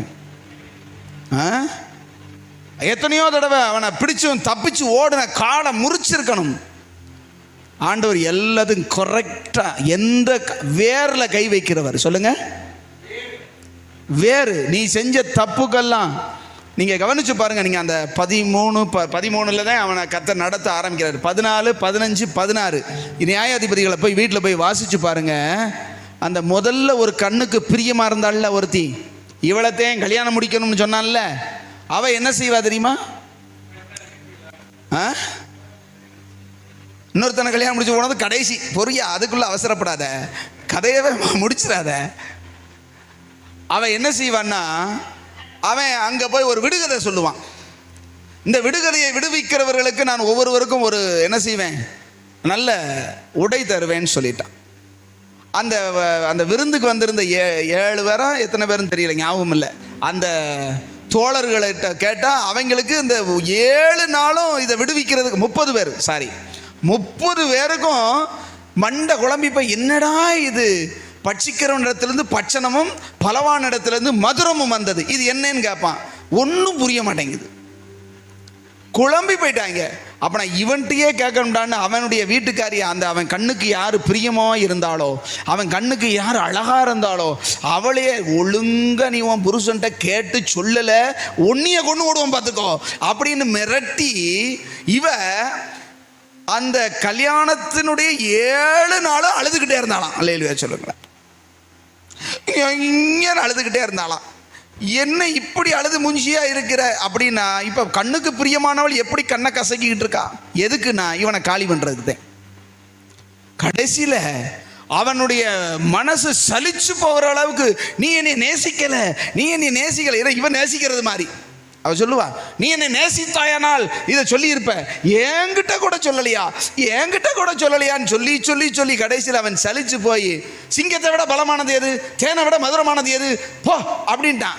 உடனே போய் அவகிட்ட போய் 30 பேர்ட்டையும், பலமானது சிங்கம், மதுரமானது தேனு அப்படின்னு போய் காதில் போட்டு விட்டவனே அவங்க அப்படியே ஜல்முன்னு வந்து, என்ன பெரிய நீ விடுகிற ஒட்ட, பலவான இடத்துலேருந்து பச்சனை வந்தது, மதுரம் வந்ததுங்கிற, பலவான்னா சிங்கம், மதுரம்னா தேனு அப்படின்ட்டான்.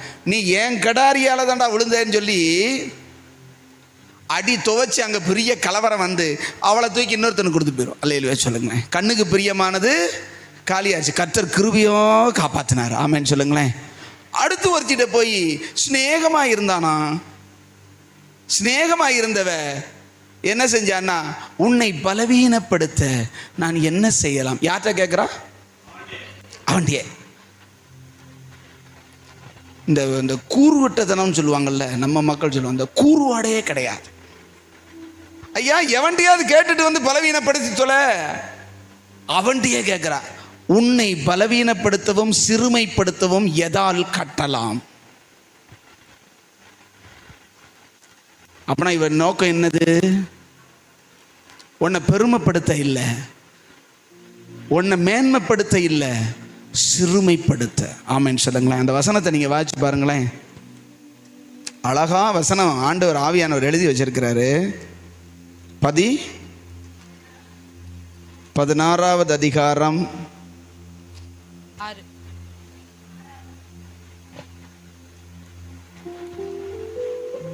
அழகான வார்த்தை இருக்கு பாருங்க. 19வது வசனத்தை வாசிங்க. அவள் அவனை தன் மடியிலே நித்திரை செய்ய பண்ணி, 16ஆம் அதிகாரம் 19வது வசனத்துல, ஒருவனை அழைத்து அவன் தலைமயிரின் 7 ஜடைகளையும் சிறப்பித்து அவனை சிறுமைப்படுத்த தொடங்கினாள். நீ எதை பெருமையா நினைக்கிறையோ அதுதான் உனக்கு சிறுமையை கொண்டு வரும். எதை மேன்மையா நினைக்கிறையோ, எது கண்ணுக்கு அழகுன்னு நினைக்கிறையோ அதுதான் உன் கண்ணை பிடுங்கும். அல்லேலூயா, அல்லேலூயா சொல்லுங்க. இது என்ன இருக்காம என்னால் இருக்க முடியாது, அதை பார்க்கத்தான் செய்வேன், அப்படித்தான் செய்வேன். அடே இந்த பொண்ணு இல்லாட்டி நம்ம பொண்ணுல எவ்வளவு இருக்குடா, நம்ம ஜனங்கள்ல எவ்வளவு பொண்ணு இருக்குடா, அதை முடியல. இல்லை, அவ என் கண்ணுக்கு பிரியமா இருக்கிறாள் சொன்னல, உன் கண்ணை கர்த்தர் புடுங்குவாரு, புடுங்க வைப்பாரு. ஏன் நல்ல வார்த்தையை சொல்லி தொலையா அப்படின்னு நீங்க சொல்றது எனக்கு கேட்குது. நல்ல வார்த்தையை தான் சொல்றேன். நீ பார்க்க வேண்டியது யார? இஸ்ரவேல்ல இத்தனை லட்சம் ஜனங்கள்ல ஒரு பொண்ணு உனக்கு கிடைக்கலையா? பெலிஸ்தரின் குமாரத்திகளில் என் கண்ணுக்கு பிரியமா இருக்கா?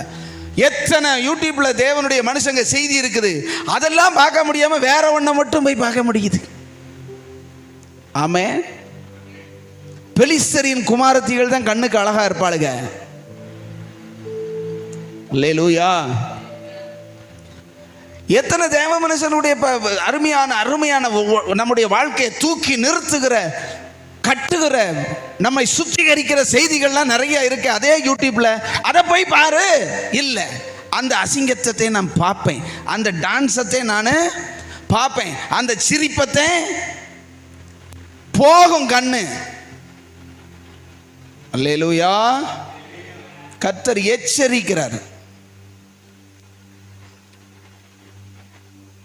அங்க சொல்லப்பட்டிருக்குது, உன்னை சிறுமைப்படுத்த எதால ஆகும்னு சொல்லி உன் பலவீனத்தை அறிஞ்சு கரெக்டா நமக்கு என்ன மனசுக்கு பிடிக்குமோ அது வந்து முன்னாடி நிற்கும் பாருங்க. யூடியூப்பினுடைய தானே அந்த அல்காரிதம் அப்படிம்பாங்க. அல்காரிதம் அப்படின்னா அதனுடைய செயல்பாடுகள் என்ன தெரியுமா? நம்ம மனசு எதை விரும்புதோ அதை முன்னாடி கொண்டு வந்து நிப்பாட்டும். நம்ம எதை விரும்புகிறோமோ, எதை ஒன்றை பார்த்தா அதனுடைய சம்மந்தப்பட்ட சர்றன்னு வந்து நிற்கும். தொடர்ச்சியாக அதை பாரு, தொடர்ச்சியாக அதை விடாத. அதையே பார்த்து பார்த்து பார்த்து ஒரு ஆளுடைய செல்ஃபோனை வாங்கி அவங்க யூடியூப்பை ஓப்பன் பண்ண உடனே தெரிஞ்சிடும் அவன் எதில் மாட்டியிருக்கான்னு. தெரியுமா உங்களுக்கு? நீங்கள் ஒன்றுமே சொல்ல வேண்டாம், அவனுடைய ஹிஸ்ட்ரியவே எடுத்து பார்க்க வேண்டாம். ஒரு யூடியூப்பை ஓப்பன் பண்ணி சும்மா ஓப்பன் பண்ணி அப்படி தூக்கி விட்டனா போதும். அவங்க எதை பார்ப்பாங்களோ அதுதான் அங்கே நிறையா இருக்கும். அதே வேற ஒருத்தர் பார்த்தீங்கன்னா வேற ஏதாவது தான் இருக்கும். ஏன்னா அவங்க அதில் மாட்டியிருப்பாங்க. இவங்க சில பேருடைய இதை பார்த்தனா ஒரே சீரியல், இன்னொருத்தவங்க இதை பார்த்தா ஷார்ட்ஸு, ஒரே ஷார்ட்ஸு, எல்லாம் இதான்.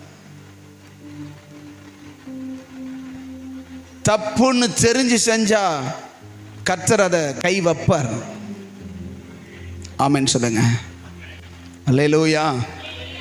நமக்கு நல்ல நாட்கள், நல்ல கிருபைகளை கர்த்தர் நல்ல சூழ்நிலைமை கொடுத்திருக்கும் போதே அவருடைய வார்த்தையினால் நாம் நிரப்பப்படுவோம். ஆமென் சொல்லுங்களேன். நீங்கள் எந்த வேலையில் இருந்தாலும் இந்த செல்ஃபோனை ஆன் பண்ணி பைபிளை தொட்டு, ஒரு ஸ்பீக்கர் இருக்கும் அதை தொட்டிங்கன்னா அது வாட்டுக்கு வாய்ச்சிக்கிட்டே இருக்கும். அப்படி பைக்குள்ளே தலைகீழே இப்படி போட்டுட்டிங்கன்னா காதில் கேட்டுக்கிட்டே இருக்கும். அல்லேலூயா. நீங்கள் வார்த்தையை நீங்கள் விரும்புகிறீங்களோ விரும்பலையோ உள்ளே போய்கிட்டே இருந்தால் வல்லமை பெருகிக்கிட்டே இருக்கும், கிருபை பெருகிக்கிட்டே இருக்கும்.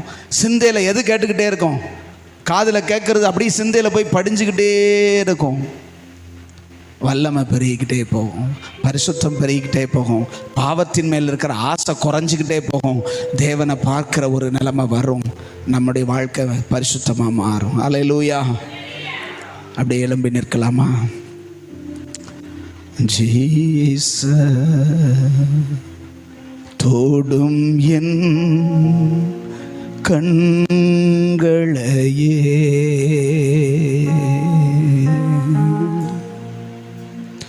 உம்மை நான் காண வேண்டுமே, இயேசுவே உம்மையே நான் காண வேண்டுமே.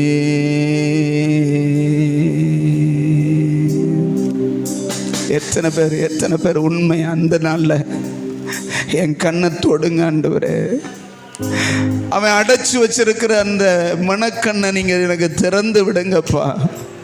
உங்களை நான் பார்க்கணும், உங்கள் மகிமையை பார்க்கணும், உங்கள் பிரசன்னத்தில் நான் வாழணும். எல்லாம் அப்படியே சொல்லுங்க. 2 கரங்களை உயர்த்தி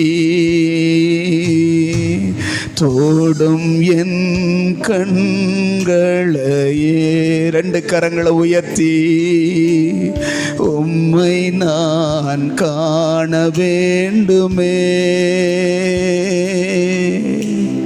இயேசுவே உம்மையே நான் காண வேண்டுமே, தோடும் என் கண்களையே. சத்தமா நீங்க சொல்லுங்க, 2 கரம் உயர்த்தி உம்மை நான் காண வேண்டுமே. ஆமென். இயேசுவே உம்மையே நான்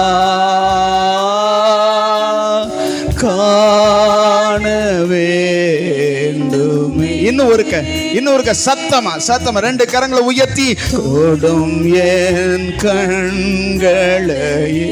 தொடுங்க ஆண்டவரே, உம்மை பார்க்கும்படி தொடுங்க. சத்தமா, இன்னும் நிறைய பேர் சத்தமா சொல்லல, வேகமா.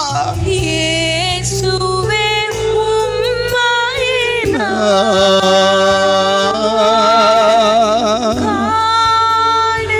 வேண்டுமே, தொடும் என் ஆண்டவரே, தொடும் என் வாழ்வினையே, இயேசுவே உம்மை போ என்னை மாற்றிடுமே. மாற்றுமே. தொடும் என் ஆண்டவரே, தொடும் என் வாழ்வினையே. இயேசுவே உம்மை போல் என்னை மாற்றுமே. தொடும் என் கண்களை, தொடும் என் கண்களை.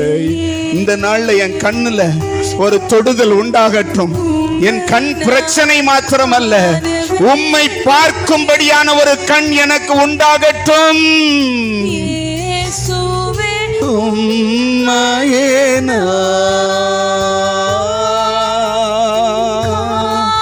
கர்த்தருடைய ஆவியானவர் அசைவாடி கொண்டிருக்கிறார். எல்லாருடைய மனக்கண்ணையும் பிரகாசமாக்க விரும்புகிற தேவனுடைய ஆவியானவர் உம்மை நான் காண வேண்டுமே. தேவையில்லாததை பார்த்து பார்த்து என் மனக்கண் குருடாய் போனதெல்லாம் போது. ஆண்டவரே, உங்களுடைய எச்சரிப்பின் குரலை நான் இப்பொழுது கேட்டு கீழ்ப்படிய ஒப்பு கொடுக்கிறேன். அப்படி சொல்றவங்க அப்படி ரெண்டு கரங்களை உயர்த்தி, தொடும் என் கண்களையே, என்னை தொற்றுங்க ஆண்டவரே, என்னை தொற்றுங்க ஆண்டவரே என்ன சொல்லுங்க. ரெண்டு கரங்களை உயர்த்தி சொல்லுங்க. என் கண்ணு பரிசுத்தம் ஆகணும். என் கண்ணோட நான் உடன்படிக்கை பண்றேன். ஆண்டவரே, உமக்கு பிரியமில்லாததை நான் காண மாட்டேன். வாயை திறந்து சத்தமா சொல்லுங்க.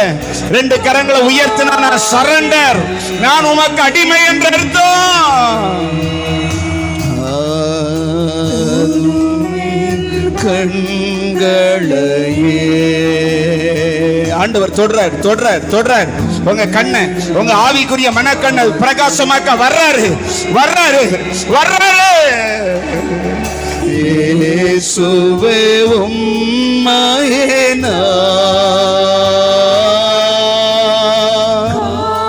ரபலபர ஷபபபரபல கரபலபரபலபல ஓ ரியாத்துரபலபரப ஷபரபலபர கரபலபரபல ராதனமபரபரபரபர நீததௌன ராத்யா கரபலபரபரபர காண வேண்டுமே. இயேசுவே உம்மையே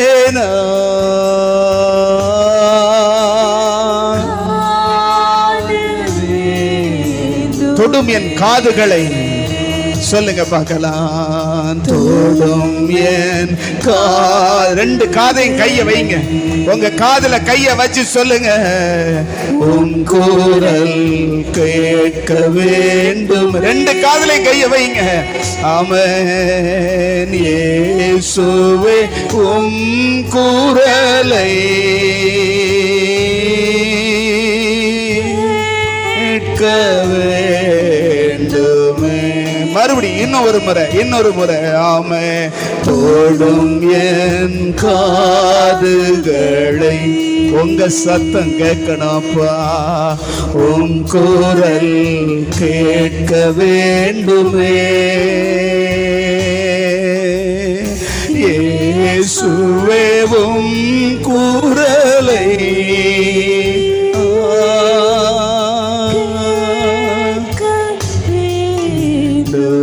தொடும் என் ஆண்டவரே, தொடும் என் ஆண்டவரே, தொடும் என் வாழ்வினையே. இயேசுவே உம்மை போல் என்னை மாற்றுமே. ஒரு கதறல். தொடும் என் ஆண்டவரே,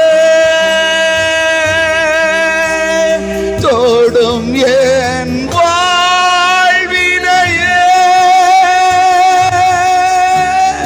இயேசுவே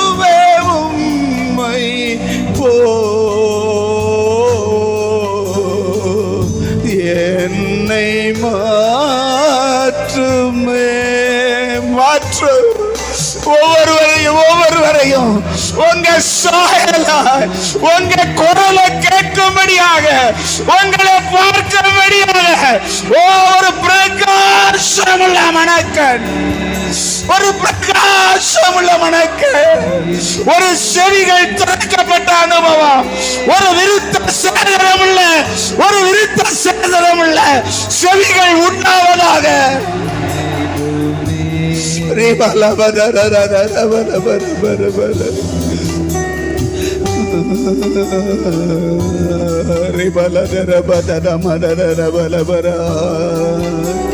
ஆண்டவரே, உங்க தொடுதலை எதிர்பார்க்கிறோம்.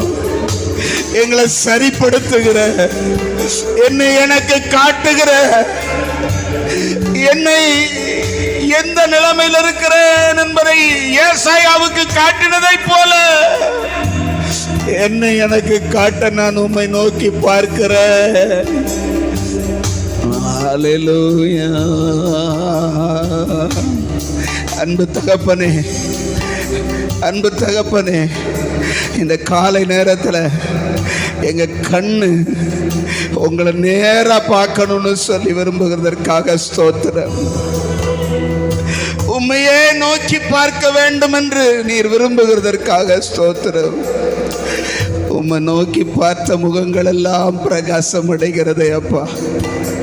எங்க வாழ்க்கை ஏன் இப்படி இருண்டு கிடக்கிறதுன்னு சொல்லி மருண்டு அருண்டு கிடக்கிற ஒவ்வொரு உள்ளத்தையும் நீங்க தூக்கி எடுத்து உங்க முக பிரகாசத்தினால வெளிச்சமாக்கி அநேகருக்கு ஒரு அழகான வாழ்க்கையா, ஓ சந்திரனை போல் அழகும் சூரியனை போல் கெடியமுடையவளாய் வருகிற இவள் யார் என்று சொல்லத்தக்கதாக ஒரு சந்திரனுடைய அழகுக்கு ஒத்த அழகு ஒவ்வொருடைய வாழ்க்கையிலும் மலரட்டும். அநேகர் விரும்புகிற வாழ்க்கையா, அநேகர் ரசித்து வாழ்ந்தால் இவர்களை போல், இயேசுவை போல, இவர்களை போல வாழணும்னு சொல்லத்தக்கதாக ஒரு அழகான வாழ்க்கைய. ஹல்லேலூயா, ஹல்லேலூயா.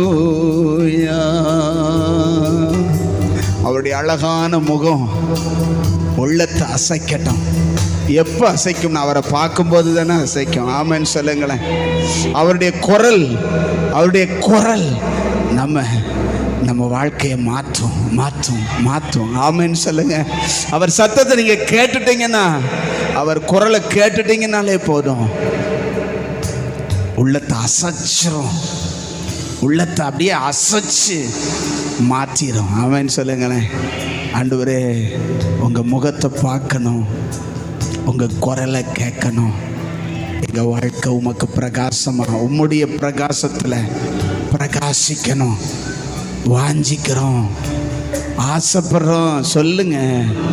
எனக்குள்ள இருக்கிற தேவையில்லாத இருளின் ஆதிக்கங்கள், தேவையில்லாததை பார்த்து இருண்டு போன நிலைமை மாறட்டும்.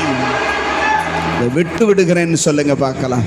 ஆண்டவரே, என்ன கெடுக்கிறவைகள்னு தெரிஞ்சும், என்ன சிறுமப்படுத்துதுன்னு தெரிஞ்சும், என்ன கட்டுறதுக்காக, என்ன பலவீனப்படுத்துறதுக்காக, என்ன சிறுமப்படுத்துறதுக்காக அது இருக்குன்னு தெரிஞ்சும் அதனுடைய காரியத்தில் நான் விழுந்து போகாதபடி சிம்சோனை எனக்கு முன்மாதிரியா வச்சிருக்கிறதற்காக ஸ்தோத்திரம் பண்ண சொல்லுங்க. சிம்சோனை, நீ சிம்சோனா மாறிடாத. சிம்சோனை எதுக்கு எழுக வச்சு அவனை கடைசியில் அந்த நிலைமையில வச்சார் தெரியுமா? நீ அப்படி இருந்துராதரான்னு சொல்லிதேன். ஆமைன்னு சொல்லுங்க. கர்த்தர் உன்னை நடத்த ஆரம்பிக்கும் போது பிசாசு கண்ணுல கலரா காட்டுவான். கர்த்தர் உன்னை ஏவ துவக்கும் போது பிசாசு உன்கிட்ட கண்ணில் காட்டுவான். நீ ஏவுதலை பின்பற்றுகிறியா? ஆவியானவர் ஏவுகிறத பின்பற்ற போறியா? கண்ணுல காட்டி மயக்கிறதுக்கு மயங்க போறியான்னு ஆவியானவர் கேட்கிறாரு.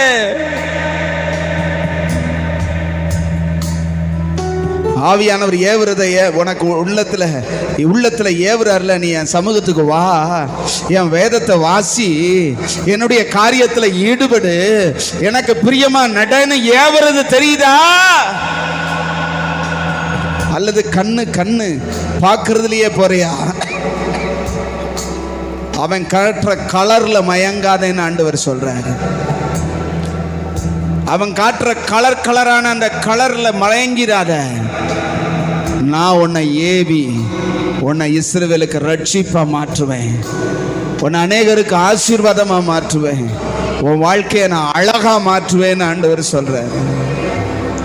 ஹல்லேலூயா. உங்க அழகான முகத்தை நான் அனுதினமும் பார்க்கணும் ஆண்டவரே. சொல்லுங்க, உங்க அழகான முகத்தை நான் டெய்லி பார்க்கணும். உங்க குரலை நான் கேட்க. நிறைய பேருக்கு ஆசையே இல்லையோ? வாயை திறந்து அப்பாட்ட சொல்லுங்க.